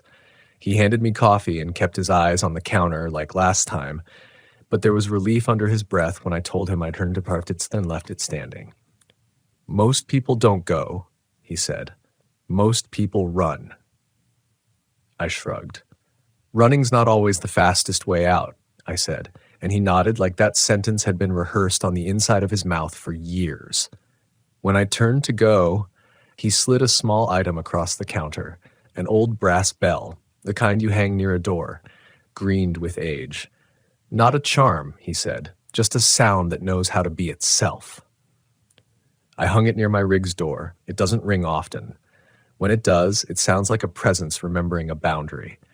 I keep track of the places that breathe wrong. not in a list I could show you, not in a way that would turn me into a collector. It's a map under my ribs. The quiet patches have patterns, old logging roads that dead end where no road should, abandoned bathhouses whose doors never quite close, faded concrete pads with weeds threading the cracks like stitches that never take. Sometimes there's a story tied to them, a camper who vanished without a police report, a ranger who won't patrol a certain loop after dusk, a county that stops mowing one stretch without explaining why. Sometimes there's no story at all, just a feeling like you've stepped into a room where a conversation has just ended, and the lingering meaning has the weight of teeth. I don't make myself a martyr to any of it. I still grill on quiet nights. I still let laughter roll out of me sharp and clean when something's truly funny. Fear tries to make you smaller than your own voice. I refuse that as often as I can. But I also carry the floodlight and the extra horn, because pretending you don't need tools is another kind of denial. I still keep salt in a jar by the door. I still angle the nose of the RV toward the exit. I still listen to dogs more than people. Every adaptation is a way of saying, I see you and I see myself, and I won't choose ignorance over either. Sometimes the silence comes and finds me anyway, even in bright places. A county fairground lot after a show, glitter still stuck to the asphalt. A beachside park where the surf stammers against rock like a broken drum. A truck stop at 2 a.m. where the halogen hum turns the night into an aquarium. The quiet drops down and the world holds its breath and my chest tightens. And in that narrow strip of time, I am back on the cracked pad by the bathhouse door, tasting iron and rain. I don't fight it anymore. I name it in the smallest voice I can manage. I see you. It loosens. Not vanishing, not beaten. Just recognized. And that recognition is its own kind of door. Opening outward instead of inward.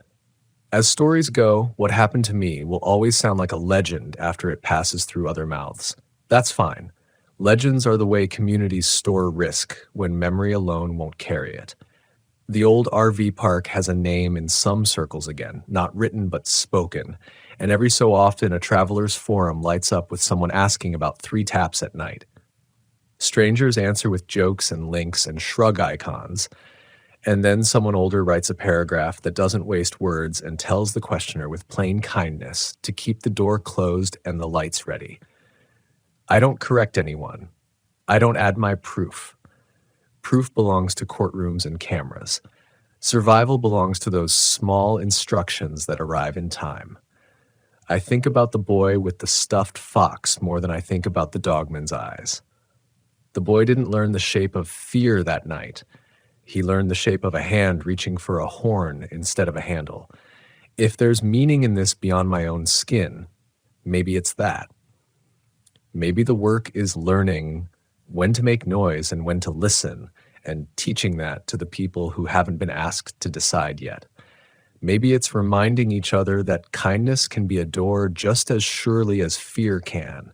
If you open it without looking, something hungry might walk through. Last winter, I parked near a line of sugar maples behind an old farmhouse turned camp store in Vermont. Snow had that particular sound it gets at 20 degrees, the soft, dry squeak under your boots, like you're stepping on folded paper. A woman about my age slid coins across the counter for a bundle of wood and said her daughter wanted to learn how to sleep alone in her own tent without fear. How do you teach that? She asked no one in particular. The clerk, a man with a beard like frost, kept counting the register. I said, "You don't teach her not to be afraid. You teach her what fear is for." The woman looked at me, the way people do when they're deciding whether to let a stranger leave a sentence inside them. "What is it for?" she said. "To make you pay attention without handing over your keys," I said. She smiled without showing her teeth and went out into the cold with her bundle. If you're waiting for a final exile or a miracle cure, you'll be disappointed. The silence still lands on my roof some nights. 3 taps still walk the length of my memory. I still wake at 4 a.m., certain there are prints outside my door, and sometimes there are, And sometimes it's just the delicate oval of a raccoon's hand, and sometimes it's nothing at all.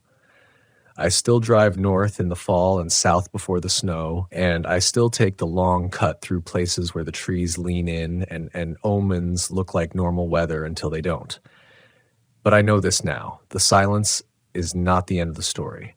It is the beginning of an agreement. It says, be honest about where you are. It says, stand inside what you know without pretending it's smaller. It says, I will press. You will not pretend you don't feel it. Okay. And when I answer with light or with horn or with the quiet sentence that has become my staff on the dark road, I see you. The agreement holds. The world's sounds return in their own time. The bell by my door rings once like a punctuation mark, and the night steps back by an inch. You can live inside. I have no sermon for you beyond this. If you camp long enough in this country, if you love the wild places for what they are instead of what you want them to be, you will meet versions of the thing I met. Maybe it won't wear fur. Maybe it will be a river that rises too fast, a slope that gives without warning, a stranger whose smile doesn't touch his eyes, a voice in your head that tells you none of your instincts are worth the trouble they cause.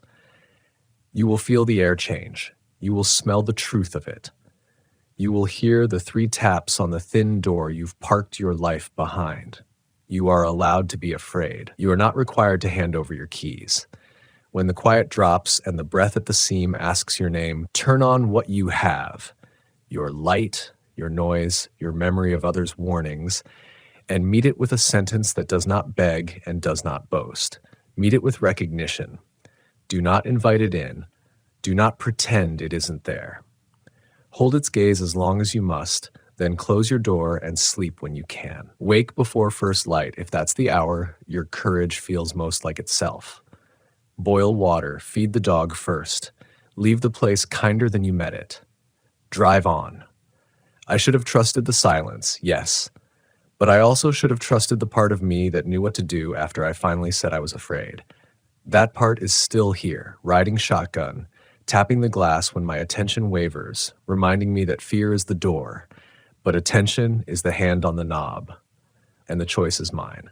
And when you find yourself alone at the edge of an old park no one names anymore, with a bathhouse door yawning and a smell you can't explain woven into the mist, remember this much from a stranger who learned it the slow way. You don't have to be fearless to be free. You just have to be awake. I am. I'm still on the road. The woods still lean. The bell still rings when it needs to. And when the night presses close and the 3 taps come from somewhere I can't quite see, I breathe once and say the only words that ever mattered. I see you. Then I turn the key, the engine answers, and the world, mercifully alive, makes room. I don't think I'll ever forget the first time I pulled my RV off the highway and into that rest stop at mile marker 77. It was late October, one of those nights where the air feels hollow, the sky swollen with a gray moon, and every sound carries farther than it should. I had been driving since dawn, moving west along the interstate, the kind of long-haul trip where you begin to forget what day it is or how many miles are behind you. I told myself I'd stop at the next rest area, stretch my legs, maybe sleep a few hours before finishing the drive to New Mexico. The green exit sign appeared out of the dark, white, reflective letters, rest area, 1 mile. And for some reason, my chest tightened. Maybe it was just fatigue.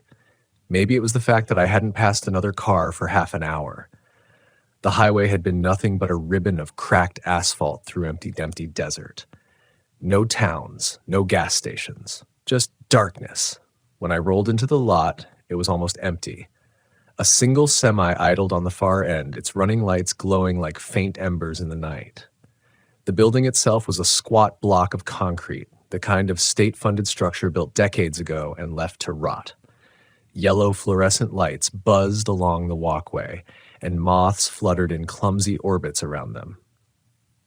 I parked my RV near the middle beneath one of the light poles. My reflection in the glass looked older than I felt, tired grooves beneath my eyes, a week's worth of stubble. I killed the engine and silence rushed in. It wasn't the peaceful silence of a forest campground or the steady hum of a city. It was thick, like a blanket pulled too tightly around you. I stepped outside, stretching stiff joints, the cold desert air biting into my skin. Gravel crunched under my boots as I walked toward the restroom building. The doors were propped open, and inside I heard the faint hiss of a broken faucet. A sour smell hung in the air. Urine, bleach, and something else I couldn't quite place. I remember pausing in the doorway, scanning the empty stalls, the peeling paint. The fluorescent lights flickered overhead. For a moment, I considered turning back to the RV, holding it until morning. But exhaustion won. When I came out again, the lot looked different. The semi was gone. I hadn't heard it leave. My RV sat alone beneath the harsh glow of the light pole, the rest stop swallowed in shadows. Beyond the lot stretched low scrubland and black hills, a landscape stripped bare by moonlight. That was when I noticed the sound. At first, it was so faint I thought I imagined it, a rhythm, distant but steady. A knock, 3 beats. Pause, 3 beats again, coming from somewhere beyond the restroom building. I froze, listening. Wind moved through the brush, carrying sand across the asphalt. The knocking stopped. I told myself it could have been anything, a loose sign, a door slamming, maybe even the wind playing tricks on the metal structure. Still, unease wormed its way up my spine. I walked quickly back to the RV, locked the door behind me, and tried to shake it off. Inside, the air was warmer. My little home on wheels smelled faintly of coffee grounds and pine cleaner. I sat at the small table, stared out through the windshield at the empty lot, and tried to laugh at myself. Long drives wear you down. Your senses start inventing things. I told myself I'd make something to eat, then sleep. But the knocking came again, this time closer, 3 sharp raps against the side of the RV. My whole body went rigid. I turned toward the sound, staring at the thin blinds over the window. The knock had been right there, inches from where I sat. Hello? I called out before I could stop myself, my voice too loud in the small space. Silence answered. I stood, hesitated, then pulled the blinds back. Nothing. Just the empty lot bathed in fluorescent light. I pressed my ear against the cool glass. No footsteps. No voices. My rational mind scrambled for explanations. Maybe a branch blown against the siding. But there were no trees in that lot. Only concrete and desert scrub. I checked every window, every door latch. Everything was locked. Finally, I sat back down on the bed, trying to convince myself it was all in my head. That was when I noticed something in the reflection of the microwave door across from me. A shape. At first, I thought it was my own shadow, stretched strange by the light. But the more I stared, the more wrong it looked. Too tall, too thin, standing just beyond the back window. I spun around. Nothing there. Just the empty rest stop. Still and silent. My heart thudded against my ribs.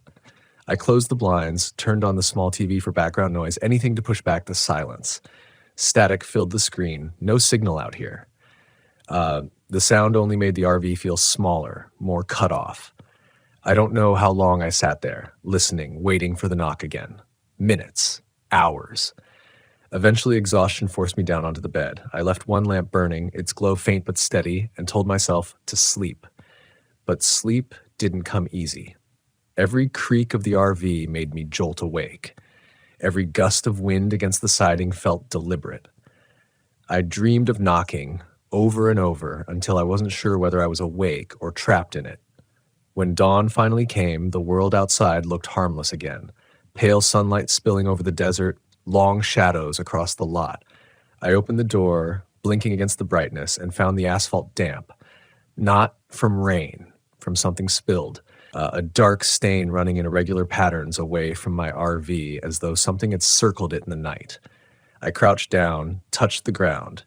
The stain was tacky, half like oil, but the smell was wrong. Metallic, coppery, like rust and blood mixed together. And for the first time since I started traveling, I felt something I hadn't felt before in all my months on the road. Not freedom, not solitude, but hunted.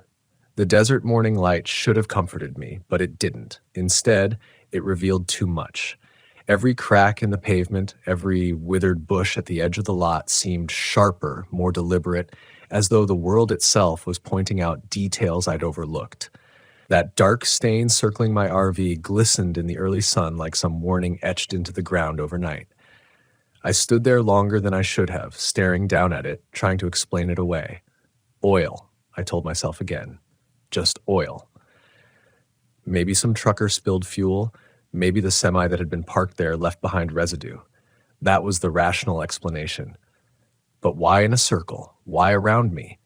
A crow landed on the light pole above and let out a low rasp, head cocked in my direction, as if it was waiting for me to move. My instinct screamed, leave. Get back on the road. Put miles between yourself and this place before you think too hard about it. But another part of me, stubborn, maybe reckless, didn't want to. I'd been on the road for months by then, and one thing I'd learned was that fear had a way of lying to you. If you gave into it too often, you'd never camp in the wild, never pull off onto the scenic byways, never trust the open road again. I told myself this was just another test. So instead of starting the engine, I forced myself to walk the lot. The rest stop building looked worse in daylight. The paint on the concrete walls was blistered from years of heat. The roof lines sagged. I stepped inside, and the sour chemical smell from the night before was stronger, as though it had seeped into the very walls. A few flies circled lazily over the sinks. The faucet still hissed, spraying a fine mist onto the cracked tile. But what unsettled me most wasn't inside. It was the notice board outside the restroom, bolted under plexiglass. There were missing person flyers, 3 of them.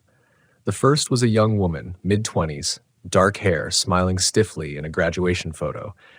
The second, an older man, sun-worn face, baseball cap. The third, a boy who couldn't have been more than 14. The papers were weathered, curling at the edges, bleached by the sun. Whoever had stapled them there hadn't come back to take them down. I read the names.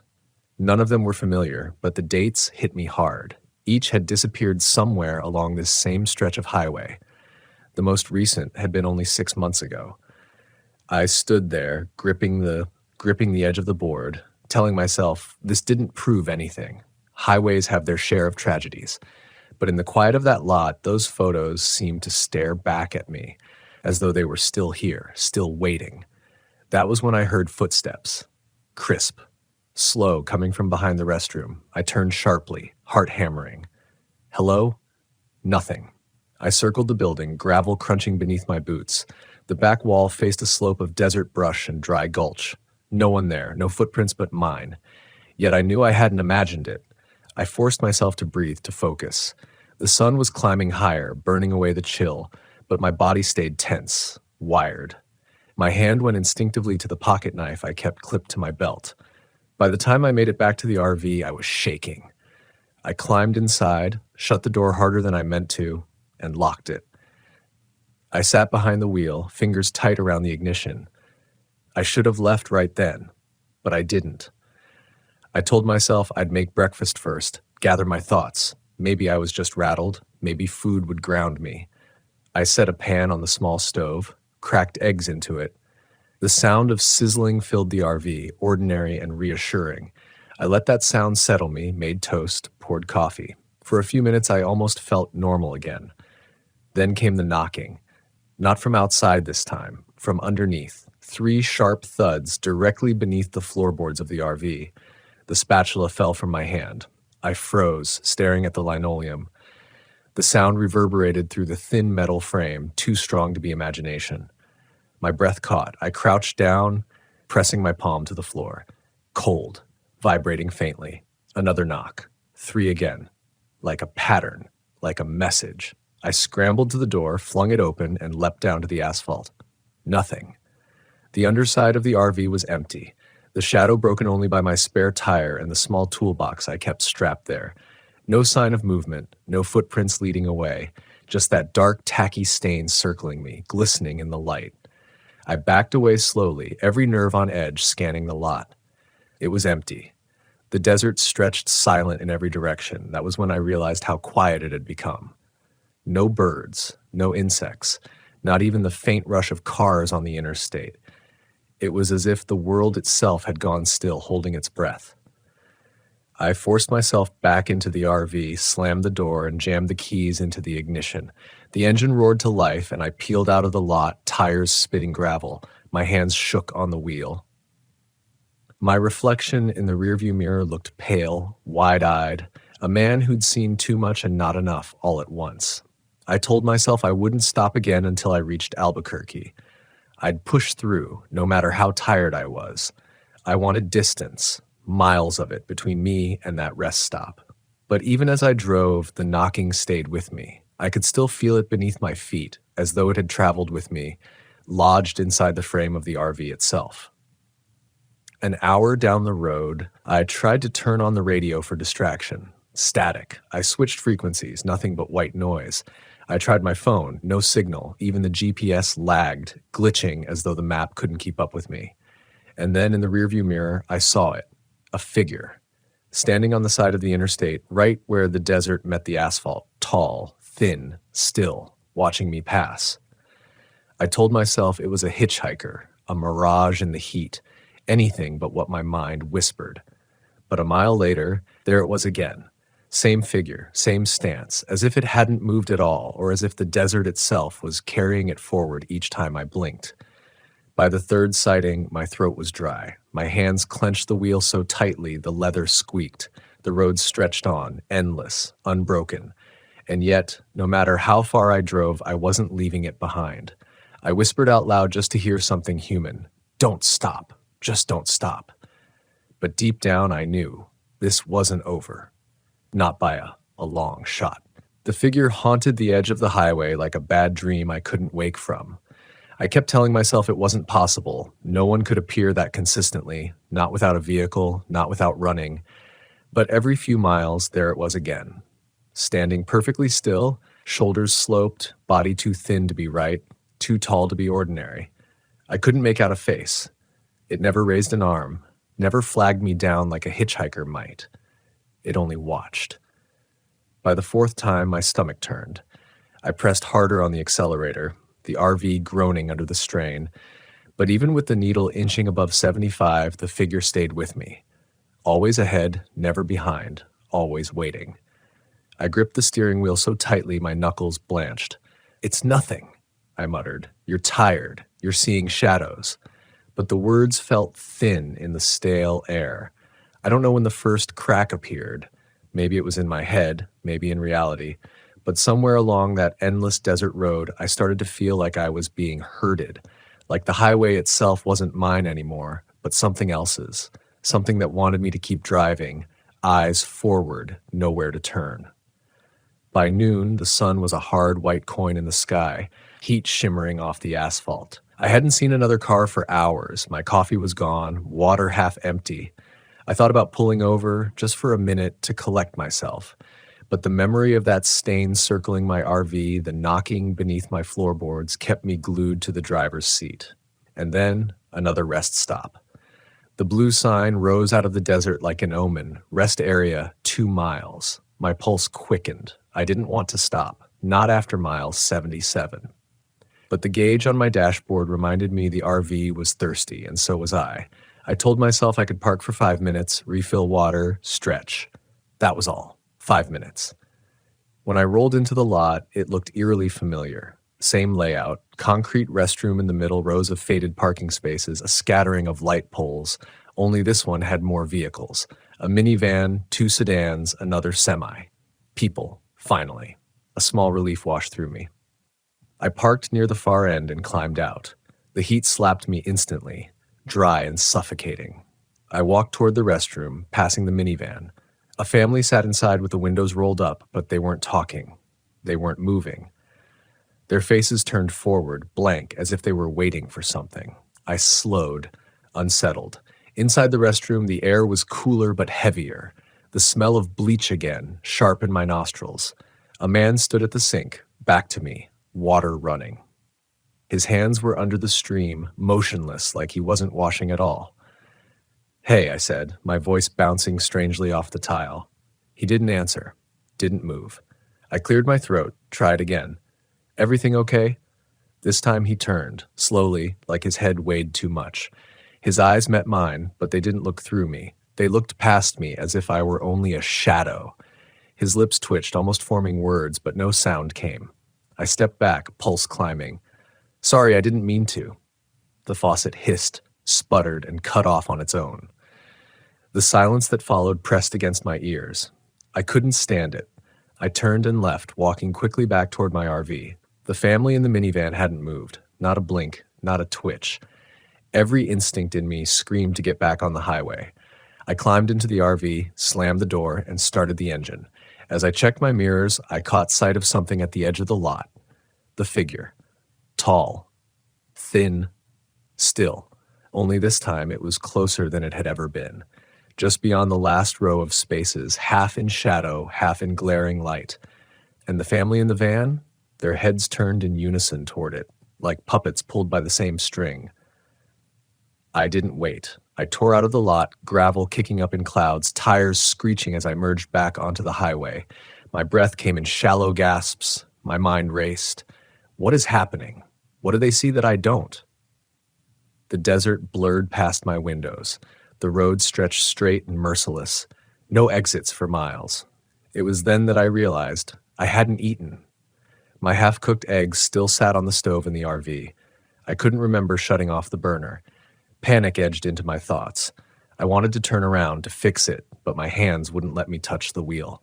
The thought of pulling over anywhere for anything was unbearable. So I drove on. Hours passed. The heat softened into late afternoon light, long shadows crawling across the landscape.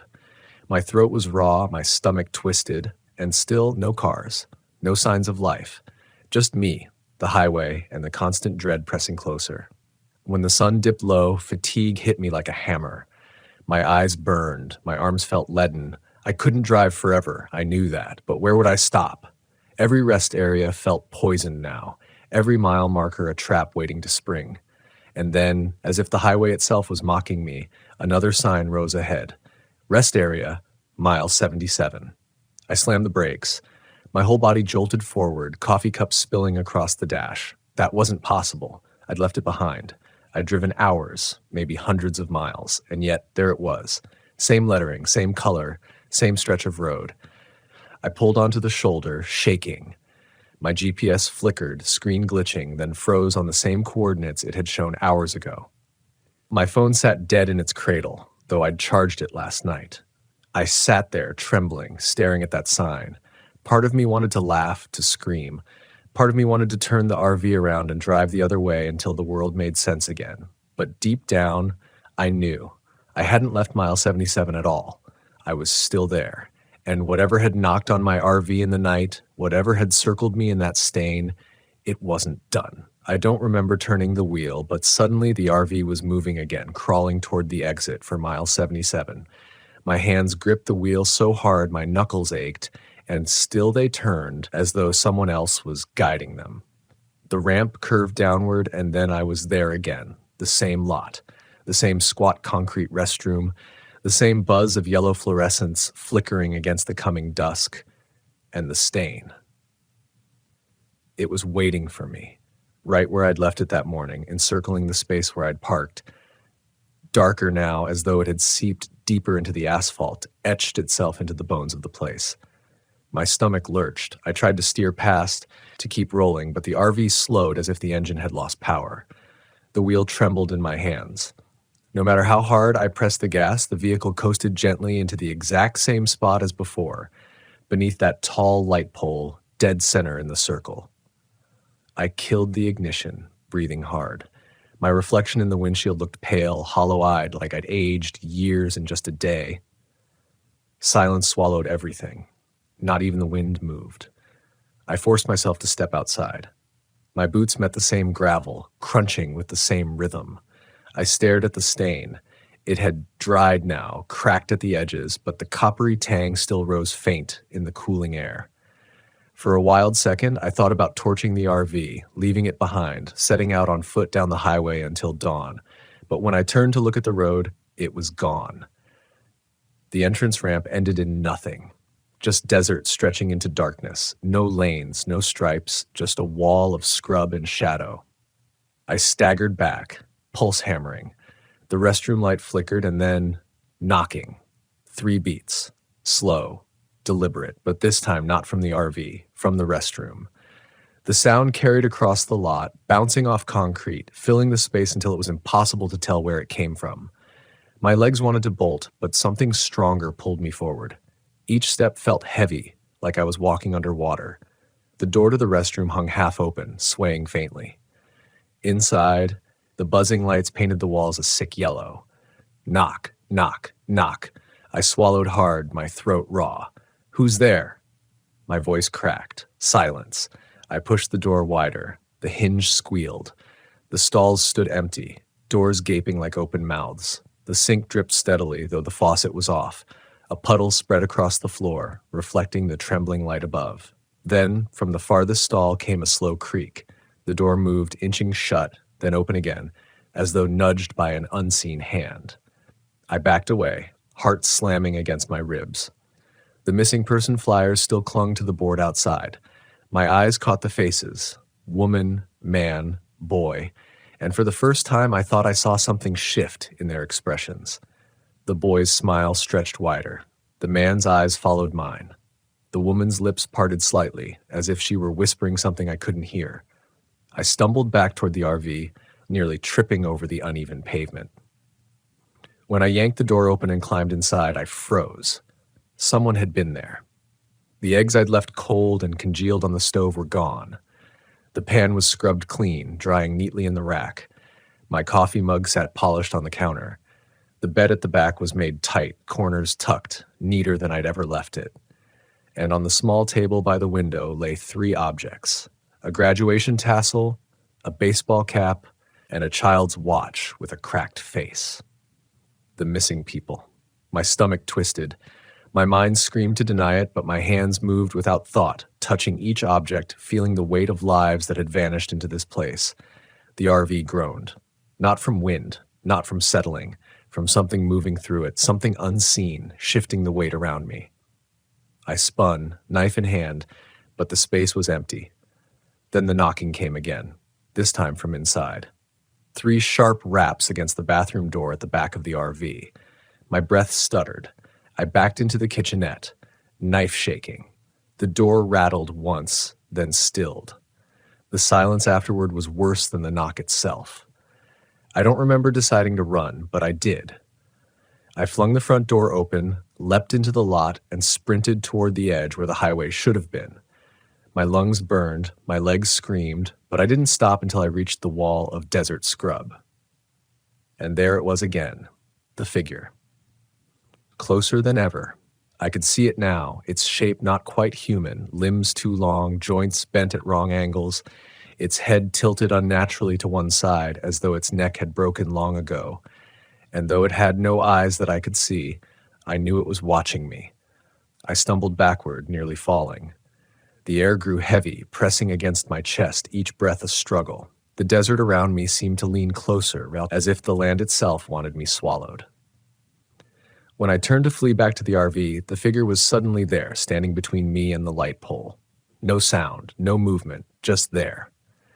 I froze. My knife slipped from my hand and clattered to the pavement. The fluorescent light above buzzed louder, flickered, and died. Darkness swallowed everything. And in that darkness, the knocking came again. Not from one direction this time, from all around me. The darkness hit me like a wave, sudden and absolute. One moment the fluorescents flickered overhead, the next they were gone, leaving only the black desert sky and the thin glow of the moon smothered by clouds. I couldn't see the RV anymore, couldn't see the restroom, couldn't see anything, just the sound. Knock, knock, knock, everywhere at once, against the asphalt, against the walls I couldn't see, against the inside of my skull. I covered my ears, but it didn't help. The sound wasn't in the air, it was in me, rattling my bones, my knees buckled, palms pressed to the ground, gravel digging into my skin. "Stop!" I shouted, though my voice sounded small, swallowed by the black. "Please, stop!" The knocking ceased. The silence that followed was worse. Thick, suffocating, like the world itself was holding its breath. When I dared to lift my head, the figure was there, closer than ever. Its outline shimmered faintly, as though lit from within. Long limbs slack at its sides, head cocked, faceless, and yet intent. Every nerve in me screamed to run, but my legs wouldn't obey. Instead, I heard myself whisper, "What do you want?" The figure tilted its head further, an unnatural angle, and then, for the first time, it moved, not walking, not running, but folding. Its body bent forward, backward, sideways all at once, joints bending wrong, limbs lengthening as though unspooling. And as it moved, the air grew colder. My breath fogged in the desert night. I staggered backward until my back hit something solid, concrete, the restroom wall. But I hadn't moved. I hadn't felt myself walk here. One blink, and the space had rearranged itself around me. The door beside me creaked open on its own. Yellow light spilled across the ground, cutting through the dark. My heart thudded. My body moved before my mind did, diving into that light, into the stinking warmth of the restroom. The door slammed shut behind me with a force that rattled the frame. I pressed my back to the wall, panting, knife lost somewhere in the lot. My reflection wavered in the cracked mirror above the sink. Pale, sunken, eyes wide with terror. Then something moved behind me in the glass. Not the figure, not exactly, something smaller. A boy. He stood in the corner, maybe 14, maybe younger. His clothes were faded, his watch cracked and hanging loose on his wrist. The same watch that had sat on my RV table not an hour ago. His lips parted. A whisper so faint I almost missed it, "Don't stay." I spun around. The corner was empty. Just cracked tile and the sour stink of bleach. When I turned back to the mirror, the boy was gone. But the woman was there now. Mid-20s, graduation tassel in hand, tears streaked her cheeks, though her mouth smiled wide. Too wide. Her whisper laced through the air, brittle as glass. "It waits." I backed away, chest tight, eyes darting between the mirror and the empty stalls. Then the older man appeared, cap shadowing his face, gaze hollow. His voice was deeper, broken. "No roads out, only back in." The lights above flickered, buzzing louder, the smell of ozone filling the air. I couldn't breathe. I shoved the door open, stumbling into the lot. The air outside was colder still, biting into my skin. The figure was gone. For a moment, relief surged through me. The lot was empty, quiet. The RV sat where I'd left it, door ajar, lamp burning faint inside. My body screamed to run to it, to lock myself inside and drive until the wheels fell off. But my eyes caught the asphalt at my feet. The stain had spread. No longer a circle, now a spiral, curling outward in dark veins that reached toward every corner of the lot. The spiral tightened toward the center, toward where my RV waited. My stomach dropped. I realized then it wasn't circling me. It was marking me, drawing me in, coiling me tighter with each loop. The knocking came again, slow and deliberate. But now it didn't come from the RV or the restroom. It came from beneath the ground. Knock, knock, knock. The asphalt vibrated beneath my boots, faint tremors rising up through my legs. I fell to my knees, palms flat against the pavement, and I felt it, something beneath me. Not pipes, not earth. Something vast and hollow, like a cavity stretching forever. And in that hollow space, something moved. I scrambled to my feet, sprinted toward the RV. The spiral seemed to shift under my steps, drawing me inward no matter which way I ran. My breath came ragged, my vision blurred, but finally I reached the door, hauled myself inside, and slammed it behind me. Inside smelled wrong now, not coffee, not cleaner. Damp, metallic. The air tasted like old coins pressed to the tongue. The table, where the objects had been, was bare. The bed was unmade again, my belongings scattered as if ransacked. I tried the ignition. Nothing. Dead. The lamp sputtered, casting long shadows across the walls. In those shadows, faces flickered. The boy, the woman, the man, staring, reaching, mouthing words I couldn't hear. Then the floor shuddered. The RV lurched, tilting as though something massive shifted beneath it. Dishes clattered to the floor, cabinets burst open, my belongings spilling everywhere. I grabbed the edge of the counter, heart pounding. The knocking grew louder, shaking the whole frame. Knock, knock. And then, the voice. Not human, not male, not female. A chorus of whispers layered into one, seeping up through the floorboards, filling every inch of space. "You are not the first." My blood froze. "You will not be the last." The RV shuddered again, tilting harder as though being pulled downward. I stumbled to the window. The lot outside wasn't empty anymore. Dozens of figures stood along the spiral, thin, tall, still, all identical, all facing me. The spiral pulsed faintly, glowing red beneath their feet, veins of light stretching outward like blood vessels through asphalt. My hands shook as I pounded the ignition again, begging the engine to roar. But the RV only groaned, lights flickering, frame vibrating as though it were being swallowed whole. The whispers thickened, pressing into my ears, my chest, my skull. "Stay," I screamed, and as I did, the lamp flickered once more and went out, plunging me into darkness again. The dark pressed in like a living thing, thick and heavy, suffocating the air out of my lungs. I groped blindly, hands scraping across counters and cupboards, until I found the small flashlight I kept wedged in the drawer. My fingers fumbled with the switch. Click. The beam flickered weak and sickly, barely cutting a cone through the gloom. But it was enough to see that the RV wasn't level anymore. The floor slanted. Plates had slid across the linoleum and smashed against the opposite wall. My duffel bag was tipped over, clothes spilling out like entrails. The whole frame groaned, as though it were resting on something soft.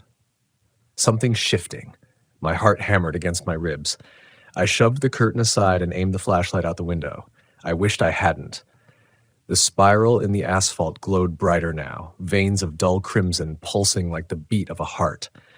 The RV sat directly at its center, wheels sunken into the surface as though the ground itself had turned to tar, and ringing the lot, motionless, were the figures.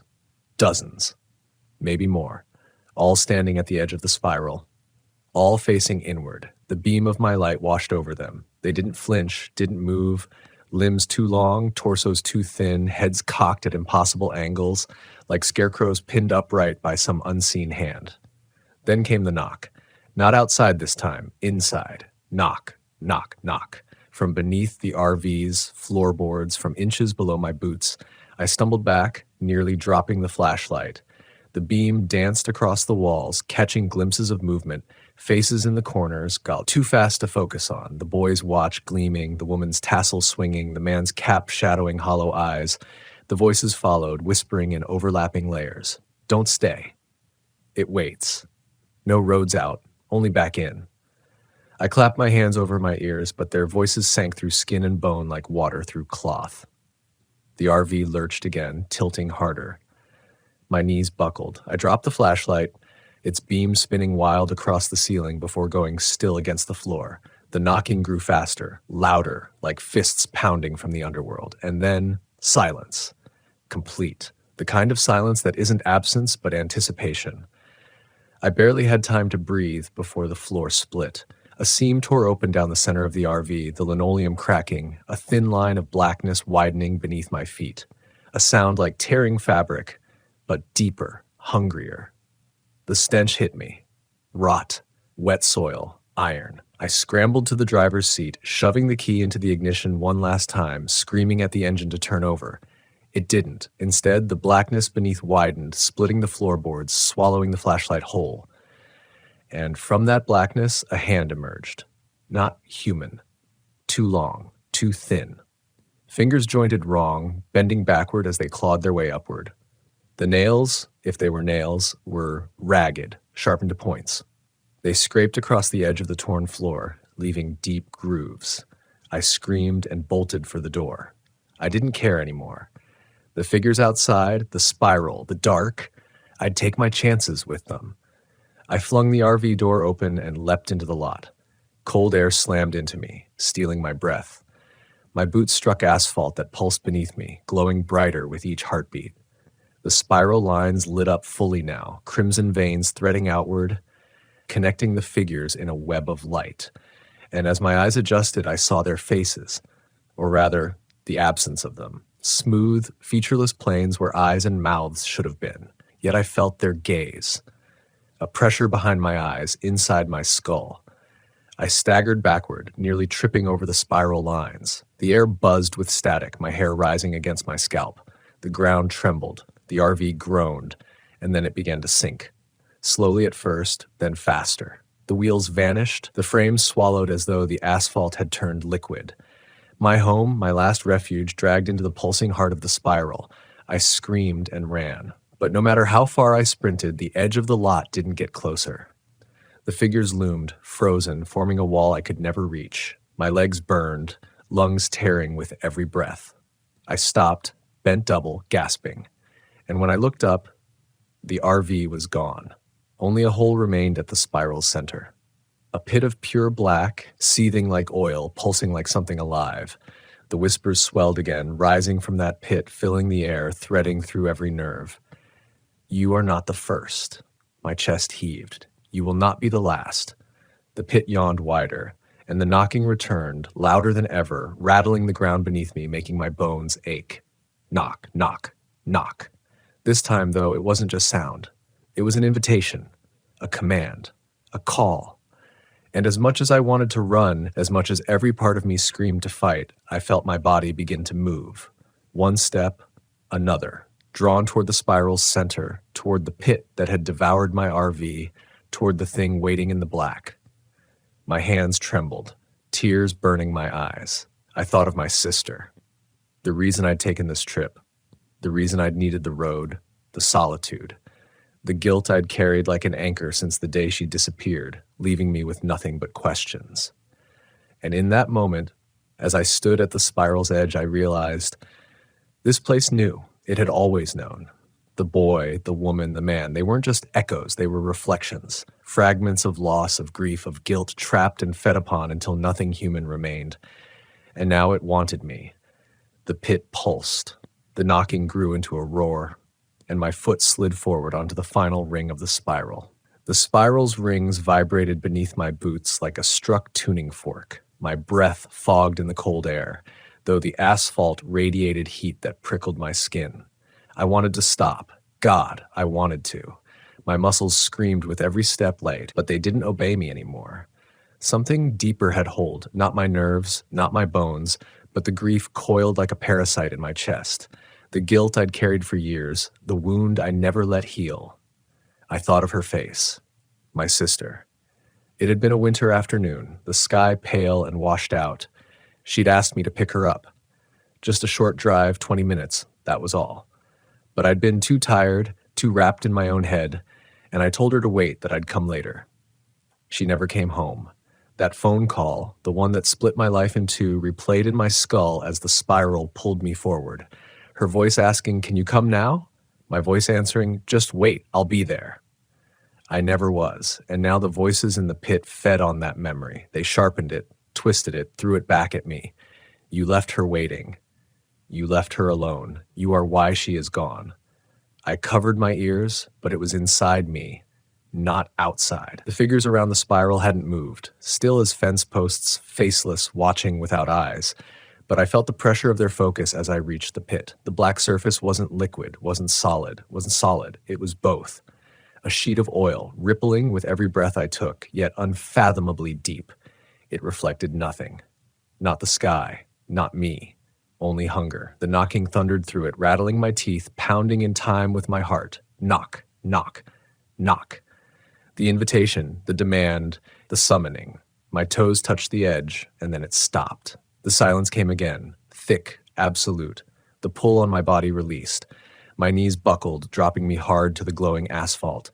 I gasped, chest heaving, half collapsed at the rim of that black hole. I should have crawled away, scrambled back, taken the chance to run. But then I heard it. Not the chorus of voices, not the faceless crowd. Her voice, soft, fragile, trembling. Luke. My head snapped toward the pit. My sister's voice, clear as if she knelt right beside me. Luke, please. I don't want to be here. Tears blurred my vision. My whole body shook. I pressed my palms to the asphalt, trying to hold myself back. But every instinct, every ounce of love I'd buried screamed at me to reach for her. Luke, why didn't you come? My hand hovered over the pit. The black rippled at the movement, stretching upward, eager to meet me. I knew. I knew it wasn't her. It was this place, this thing, wearing her voice like skin. But knowing didn't matter, because what if it was her? What if she was down there, trapped, waiting because of me? I lowered my hand. The surface met my skin like ice. My breath hitched, sharp and ragged, the blackness wrapped around my fingers, pulling, clinging, sinking me deeper. My reflection never appeared, only void. And then the hand seized me. Not mine. Hers, or what was left of her. Pale fingers, nails cracked and broken, gripped mine with desperate strength. Her face rose from the pit, features half dissolved, half formed, eyes wide and wet with terror. "Don't leave me again," she whispered. And then she screamed. Her grip yanked me forward, plunging my arm into the black up to my elbow. The asphalt burned under my knees as I fought, pulling back with everything I had. But her strength, or its strength, was impossible. The crowd around the spiral began to move at last. Slowly, their heads tilting in unison, their arms lifting, like conductors to a song I was too small to understand. The black swallowed my shoulder, my chest, my scream ripped out of me, high and broken, carried into the night air. I thought of the RV, my last scrap of home, already gone. I thought of my sister, smiling once long ago before everything broke. I thought of the road, endless and empty, and how I'd believed it might give me peace. And then I was gone, swallowed whole. I fell. Not down, not up, not in any direction that made sense, just fell. Weightless, pulled and pushed all at once, tumbling through black so dense it pressed against my skin like water, yet so empty it roared like silence. Shapes flickered in the dark, faces I knew, faces I didn't, faith I didn't. The boy with the watch, the woman with the tassel, the man with the cap, my sister. All of them drifting past, mouths open in endless screams, but no sound reached me. The knocking followed me down. Knock, knock, knock. Not from outside anymore, from inside my chest. Each beat of my heart, each throb of my blood, each second of my life. Knock, knock, knock. And in that rhythm, in that pounding, I realized the truth. The pit wasn't a place. It was a mouth. And it had chosen me. I don't know how long I fell. It wasn't measured in seconds. It was measured in heartbeats, in the knock, knock, knock that had become my pulse. At some point, I stopped struggling. You can't swim against a black ocean with no surface and no bottom. You just keep sinking until sinking feels like the only thing you were ever meant to do. And then I wasn't falling anymore. My boots hit ground, solid and wet, splashing into something that smelled of iron and rot. I staggered, dizzy, my stomach rolling with vertigo. When I looked down, the earth beneath me wasn't earth at all. It was flesh, pale and veined, stretched thin like skin pulled across a drum. It pulsed faintly with each knock, warm beneath the soles of my boots. I gagged and stumbled backward, but the surface rippled under my feet like it belonged to something alive. Shapes moved in the distance. At first, I thought it was more of the faceless watchers, but as my eyes adjusted to the dim, I saw features. Too familiar. The boy with the silver watch stood not 10 yards away, half-turned, head twitching like a broken puppet. The watch still gleamed on his wrist, the only thing untouched. Beside him was the woman with the tasseled keychain, her eyes wide and unblinking, lips moving in silent words I couldn't hear. And the man with the baseball cap. His face sagged as though melted, but his cap still clung stubbornly to his skull. They weren't people anymore. They were memories with weight. Echoes the pit had dragged down and reshaped into shadows. And then I heard it, her voice again. "Luke," I turned. My sister stood farther back, her body faint in the half-light, her skin faded and translucent like smoke trapped in glass. She looked almost like herself. Almost. But her eyes were hollow. "Why didn't you come?" she whispered again. I staggered toward her, torn between instinct and terror. "It's not you," I choked out. "You're not her. You're just..." Her face cracked, not with expression. Literally cracked, like porcelain splitting down the middle. Black seeped through the fractures, spreading across her skin like ink spilled in water. The boy twitched closer, the woman dragged her feet, the man lurched, all of them moving toward me, slowly but surely. Their mouths opened together, wide, too wide, the soundless scream I had seen before spilling out, and then it wasn't silent anymore. It was a roar. Thousands of voices, layered, braided, surging from their throats, all speaking the same word. Stay. The force of it knocked me back, rattling my bones, threatening to split me open. I dropped to my knees on that pulsing ground, my hands sinking into its warmth. It wasn't dirt, it wasn't stone, it wasn't even flesh, it was tongue. I was kneeling on the tongue of something that had swallowed me whole. The roar rose and fell like a chant. Stay, stay, stay. The shadows pressed closer, their faces warping and splitting, their outlines flickering like bad film. My sister's figure was nearest, her arms reaching for me, her hands dripping black fluid that hissed when it hit the tongue beneath us. Luke, she begged, her voice breaking, layered with dozens of others hidden beneath it. Stay with me, don't leave again. Her hands almost touched mine, and that's when I realized the truth. Not just about her, but about all of them. They weren't here because they'd been taken. They were here because they stayed. They listened to the knocking, answered the voices, gave themselves over. And the pit didn't just swallow you, it kept you. It wore you. It made you into bait for the next one. I yanked my hands free from the pulsing ground, staggering to my feet. My legs trembled like wet paper, but I forced them to hold. No, I whispered, though my voice cracked. Louder this time. No. The roar of voices surged higher, pressing against my skull, trying to split me apart. The shadows closed in, arms outstretched, my sister's face collapsing into something unrecognizable, all teeth and void. But I stepped back. 1 step. 2. And the ground gave way.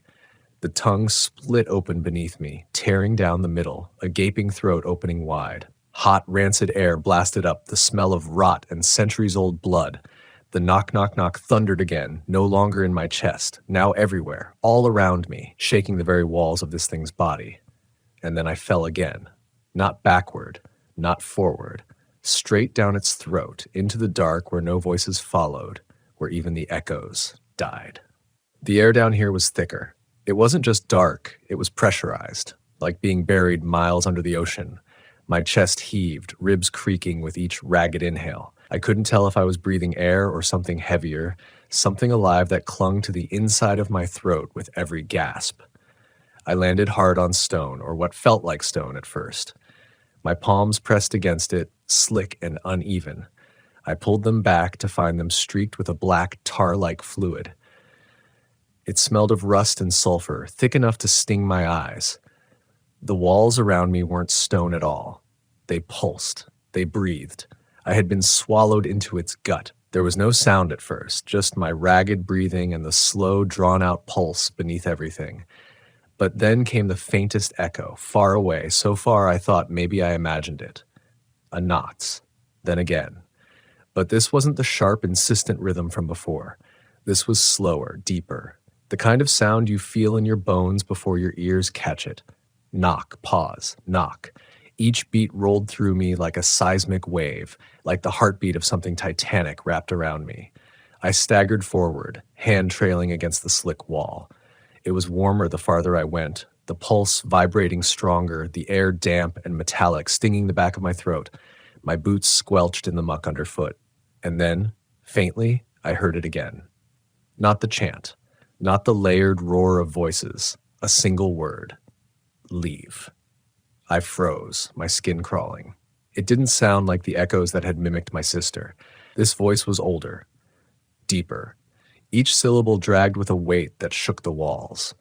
It was like the word didn't want to be spoken but had forced its way out anyway. I whispered into the dark, "Who's there?" The walls shivered, and then the voice came again. Leave or feed.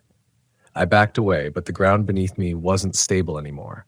It rippled like liquid. I dropped to one knee, trying to find balance, but my hand sank straight into the surface up to my wrist. The muck clung to me, pulling, sucking, wrapping tendrils around my arm like roots. I yanked back with a desperate cry. Tearing free, black slime clinging and burning against my skin. The stench of charred meat filled my nose. My flesh sizzled where it touched. And then I saw it. The corridor I'd been walking through opened up into a cavern, vast, endless, a chamber that pulsed like the hollow chest of a god. Veins crawled across its walls, glowing faintly red with each beat of that seismic knock. And in the center of it, embedded in the fleshy ground, was something that should never have been there. A door. An ordinary, rectangular, splintered wooden door, the kind you'd see in a roadside motel. Its brass knob gleamed faintly in the glow. It didn't belong here. It didn't belong anywhere. But the knock was coming from behind it. I stepped closer, my body trembling, my instincts screaming. Each step toward it felt like sinking deeper into fever, my skin damp with sweat, my ears ringing. The voice returned. Leave. But this time it wasn't just one voice. It was hundreds, maybe thousands, stacked behind it, all of them whispering the same word through clenched teeth. Not a warning anymore. A plea. Leave. Leave. Leave. I stopped inches from the door, staring at the splintered wood. My hand hovered over the knob, my fingers shaking. Every muscle screamed not to touch it. Every instinct told me I had already come too far, and yet, somewhere in that wall of whispers, buried deep, I heard something else. A single voice. Familiar. Luke, my sister again, and this time she didn't sound hollow, didn't sound fractured. She sounded real. Like the girl I knew before she vanished into mile 77. Please, she whispered, help me.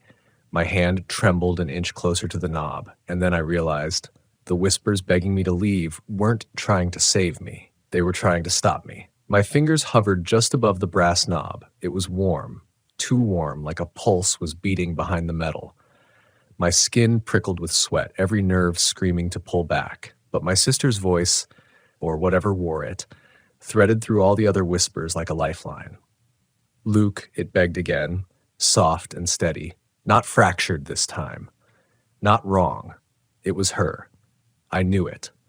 But if that was true, then all those other voices chanting leave weren't lying. They weren't trying to lure me away. They were trying to bury me alive in fear before I reached her. I clenched my jaw and wrapped my hand around the knob. The moment I touched it, the cavern roared. The walls convulsed.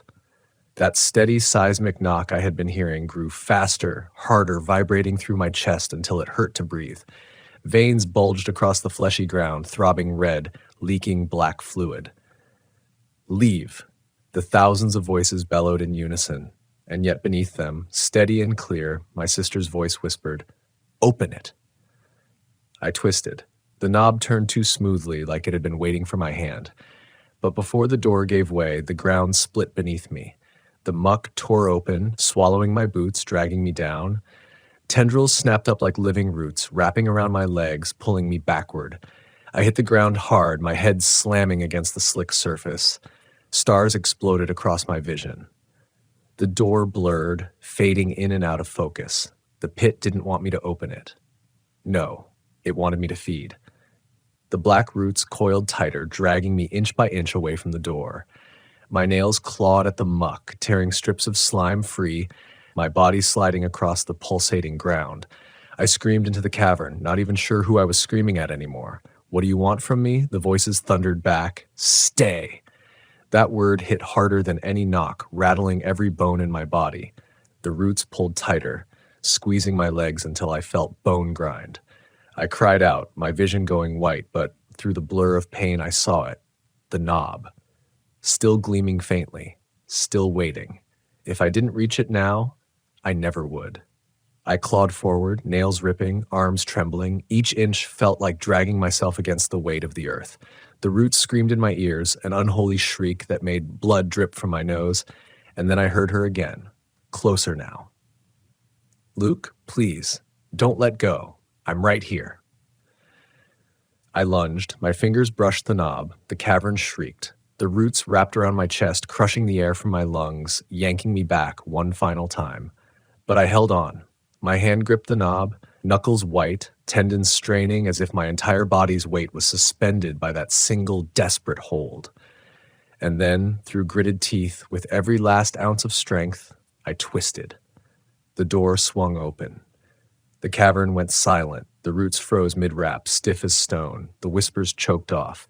Even the pulse of the chamber stalled, a single long silence that stretched into eternity. And from the blackness behind the door, something poured out. Not light, not shadow. Something in between, a flickering, impossible glow that bent the air, bending me, stretching my shape across the cavern floor like a reflection on water. And in that light stood a figure, thin, frail, familiar. It was her. My sister, her face pale but her eyes clear, shining, exactly as I remembered them. "Luke," she said, her voice breaking, "you came." My chest cracked open with sobs I didn't know I'd been holding. For one breathless moment, it didn't matter where I was. Didn't matter what was real. It was her.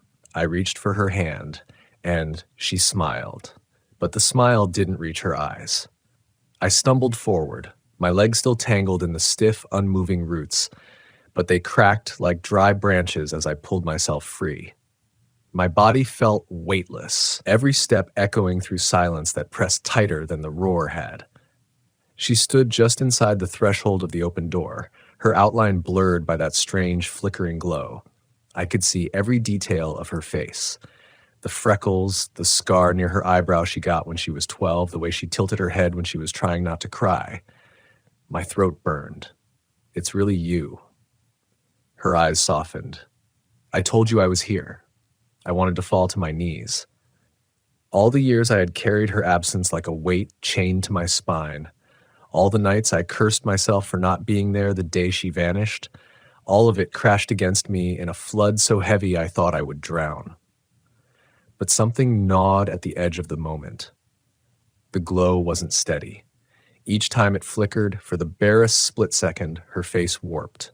A hollow-eyed shape staring at me, lips stretched too wide, skin gray and wet. And then the next flicker restored her again, just as she had been. I told myself it was exhaustion, hallucination. "Luke," she said again, her voice trembling now, "you have to take me with you. Don't leave me here." I reached out my hand. When our palms touched, her skin was ice cold, a cold that burned, a cold that crawled up my arm, numbing flesh, locking joints. But I didn't pull away. I couldn't. She leaned closer, pressing her forehead against mine. The glow around her surged, my chest filled with a pressure that wasn't mine, a foreign rhythm forcing its way into me, sinking my heart to hers. And then she whispered words I'll never forget. "Let go of the door, Luke. Stay with me." The ground beneath us stirred, slow and deliberate, like something vast and breathing had been waiting for her command. I looked down. The roots that had turned to stone when the door opened were softening again, writhing, reaching, not to drag me away this time, but to curl around us both, to cocoon us together. The glow wavered. For one breath, she looked like my sister, her eyes wide and pleading. The next, her smile cracked too wide, and the voice that came from her mouth was layered with the same 1,000 voices that had thundered at me before. "Stay." The cavern began to pulse again. The door shuddered as if it might slam shut forever. I realized the truth then. The door wasn't a way out. It was a mouth. And my sister wasn't behind it. She was the bait it dangled in front of me, but God, help me, I couldn't let go. I still had her hand in mine. And even if it was a lie, even if it was a mask, it was the closest I had been to her in years. Her voice, their voice, poured into me, deeper, softer, wrapping me like a blanket. "You don't have to hurt anymore. You don't have to leave. Just stay." My knees buckled, my chest gave in, and for the first time since she disappeared, I thought maybe I wanted to. Her fingers tightened around mine, not with the warmth of someone pulling close, but with the grip of something that knew once it had you, you'd never escape again. The glow around her surged so bright I had to squeeze my eyes shut, but even then I saw her face imprinted on the dark inside of my lids, burned there like an afterimage. Her voice kept weaving into me, stroking the rawest places in my memory. "You don't have to keep running. You don't have to be alone. I'm here. I've always been here." The way she said it, it wasn't a plea anymore. It was an instruction. Every instinct screamed at me to tear my hand away, to claw myself free, before the roots sealed around us both. The part that had carried the guilt of her disappearance for years.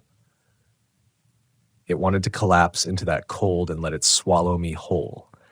The cavern pulsed harder, like a heartbeat that belonged to something unfathomably deep.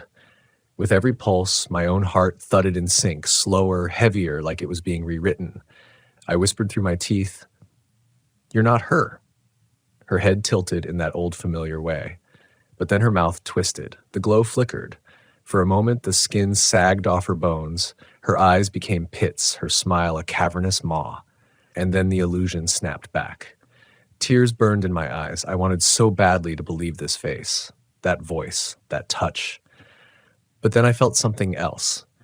Underneath her hand, pressed to mine, the skin was slick, like raw meat left too long in the heat. I realized the cold wasn't just cold, it was rot, and it was spreading. Still, I couldn't let go. "I'm sorry," I whispered, shaking, my voice breaking apart. "I should have been there for you." Her lips brushed my ear. The thousand-layered voice spilled out, low and resonant. "You are here. Stay." The roots had almost closed over us, weaving into a nest of living wood and stone. My breath caught in my throat. If I didn't break away now, I never would. But if I let go, it felt like killing her all over again. The thought gutted me. A sound echoed through the cavern then, faint, distant, but sharp enough to slice through the haze. It wasn't the thunderous roar. It wasn't the pit's voice. It was a car horn. Long, low, muffled. My eyes snapped open. The glow around her faltered. For the first time, the thing in her shape looked afraid. The horn came again, louder this time, clearer. Somewhere above us, somewhere real. My sister's face flickered and warped faster, like a mask burning through frames it couldn't hold together. Half her face was hers. Half was that other thing, raw, wet, impossible. Her grip tightened, crushing my bones. The voice lashed at me, desperate now. "Don't listen. There's nothing left out there for you. Stay." The horn blared again, and beneath it, faint but unmistakable, came the hiss of air brakes. A truck on the highway. Reality. I dug my nails into her hand, forcing words through my clenched teeth. "You're not her. You never were." Her smile collapsed into a snarl. The glow flared so hot it seared my skin, and the roots convulsed violently, trying to cocoon us faster. But I leaned back, yanking with everything I had left, ripping my hand free. Flesh tore. My palm came away slick with blood and something thicker, blacker. She screamed, not in her voice, in 1,000 voices. The cavern howled, the roots writhed, and the door itself slammed shut with a deafening crack that shook the pit. The glow vanished. I was alone in the dark again. And above me, faint but real, was the sound of an 18-wheeler barreling down the highway. I pressed my bleeding hand against my chest, trembling in the sudden absence of light. The echo of her scream still rattled inside my bones, a sound that didn't end so much as smear into silence. Above me, the horn blared one final time and then faded into distance. But it had been real. It had to be real. And if there was a way sound had reached me, then maybe there was still a way out. I staggered to my feet. My legs shook like saplings in the wind, but I forced them steady, tracing the walls with my good hand. The stone was damp, veins of roots still twitching against my fingers as if reluctant to let me go. Each step up felt like pulling myself out of a grave that wanted me back. The cavern wasn't still anymore. It pulsed with agitation, the low thrum rattling loose dust into my eyes and throat. Something had noticed my refusal. Something wasn't done. My palm burned where she'd held me. Not just from the torn skin, deeper, like something had burrowed inside, trying to plant itself beneath my flesh. Every heartbeat felt heavier, slower. I couldn't let it root me here. The incline steepened. The air grew less stagnant. A draft touched my face. Cool, sharp, carrying with it the faintest whiff of asphalt and diesel. My chest hitched. That was the world above. That was the highway. I clawed upward, dragging myself on ledges that weren't meant for hands. Nails split. Blood slicked the stone. The draft grew colder, fresher. Hope pressed through the dread like a weak but stubborn flame, and that's when the walls shifted, the roots moved. Not in a slow creep like before. They lunged. A thick one snapped across the passage, blocking me. Another coiled down from the ceiling, lashing around my ankle. I kicked, grunting, clawing at the stone. The pit wasn't going to let me leave. I swung at the root with my torn hand. The contact sent fire through my arm, but it recoiled. For a second, the passage opened again. I pulled myself higher, gasping, lungs scraping for oxygen. Then I heard it. Her voice. Not behind me, not in front of me, inside me. It slithered through the cracks of my mind, sweet and venomous. Why climb? Why bleed? I can take the pain away. Just let go. Stay. My grip faltered. For a heartbeat, the stone blurred beneath me, and I imagined how easy it would be to let go, to fall back into the black where her arms waited. But then another draft. Colder this time. It carried a sound. Tires on pavement, a real-world sound. I bared my teeth and kept climbing. The passage narrowed, squeezing my chest, scraping my shoulders. Roots stabbed at me from every angle, desperate, angry.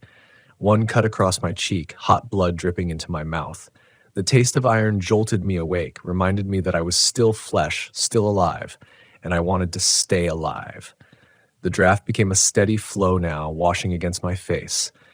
With it came the faint glow of night, dim, dirty, but real. Stars blurred through the crack above. I lunged, heaving myself up toward it, even as the roots tangled around my waist, digging into the torn meat of my hand, whispering through every nerve. Stay, stay. I roared back at them, a raw animal sound that shocked even me and thrust upward with everything left in me.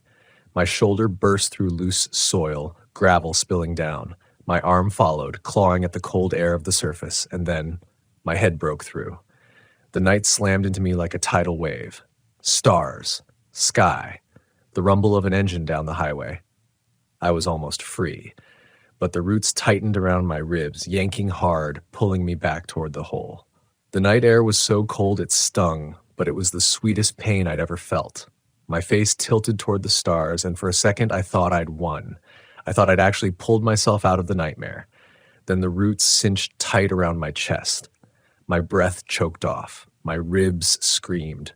The earth groaned as the hole behind me widened, its dark mouth gaping wider, trying to swallow me back down. I dug my fingers into the gravel at the roadside, scrabbling for anything solid. My nails peeled, my arms shook, but I dragged myself higher. I was half in the world above, half still claimed by the thing below. Headlights swept across the highway in the distance. A low growl of a diesel engine hummed closer. I could hear it. The kind of trucker's rig that never even slows for rest stops. My heart pounded harder, desperate to align with that sound. As if I could just reach it, I'd be safe. The roots pulled harder. One pierced through my shirt, cold against the bare skin of my back. Another wormed into the torn wound of my palm, burrowing deeper like it wanted to take root inside me. My vision flickered white with pain. I screamed and thrashed. My boot caught on a slab of broken asphalt jutting from the ground. I pressed against it, pushing up, every tendon in my neck straining. The stars blurred with tears. The horn blared again, this time real, this time here. A truck roaring down the highway, so close the vibration shivered through the gravel. That sound ripped something primal out of me. I twisted, slamming my shoulder into the earth, clawing forward with everything left. The roots tore skin as they ripped free. My ribs felt like they might split open, but my chest finally cleared the ground. My arms sprawled over the shoulder of the highway. The truck's headlights cut across me in a wash of white. The roots hissed behind me, recoiling into the blackness just as the 18-wheeler thundered past, shaking the earth like a war drum. And then, silence. I lay there gasping on the cold asphalt, staring at the empty highway. The night wind cut over me, sharp and clean, no whispers in it. My body trembled, blood running hot from my hand, my ribs, my face. I rolled onto my back. Above me, the stars stretched endless. Free. Too endless, almost. My breath came ragged, like each inhale might still be pulled out of me by unseen hands. I crawled to my RV, parked crooked on the shoulder. The windshield was cracked, gravel sprayed over the hood, but it was still there. Real. Metal. Mine.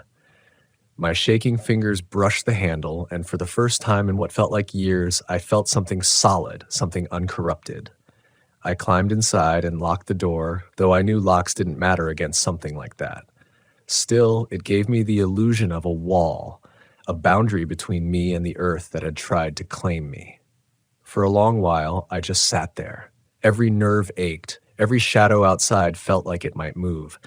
My body wanted to collapse into sleep, but my mind was screaming to stay awake, because if I closed my eyes, I might wake up back down there. Eventually, the horizon bled gray with dawn.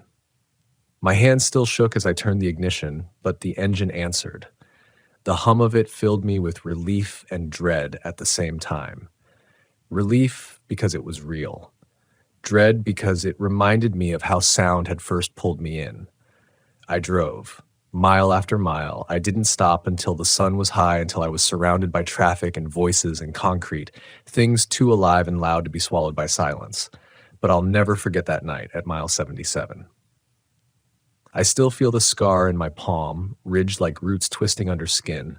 Sometimes, when I'm parked somewhere quiet, I swear I can feel it throb, like something still growing in me, waiting.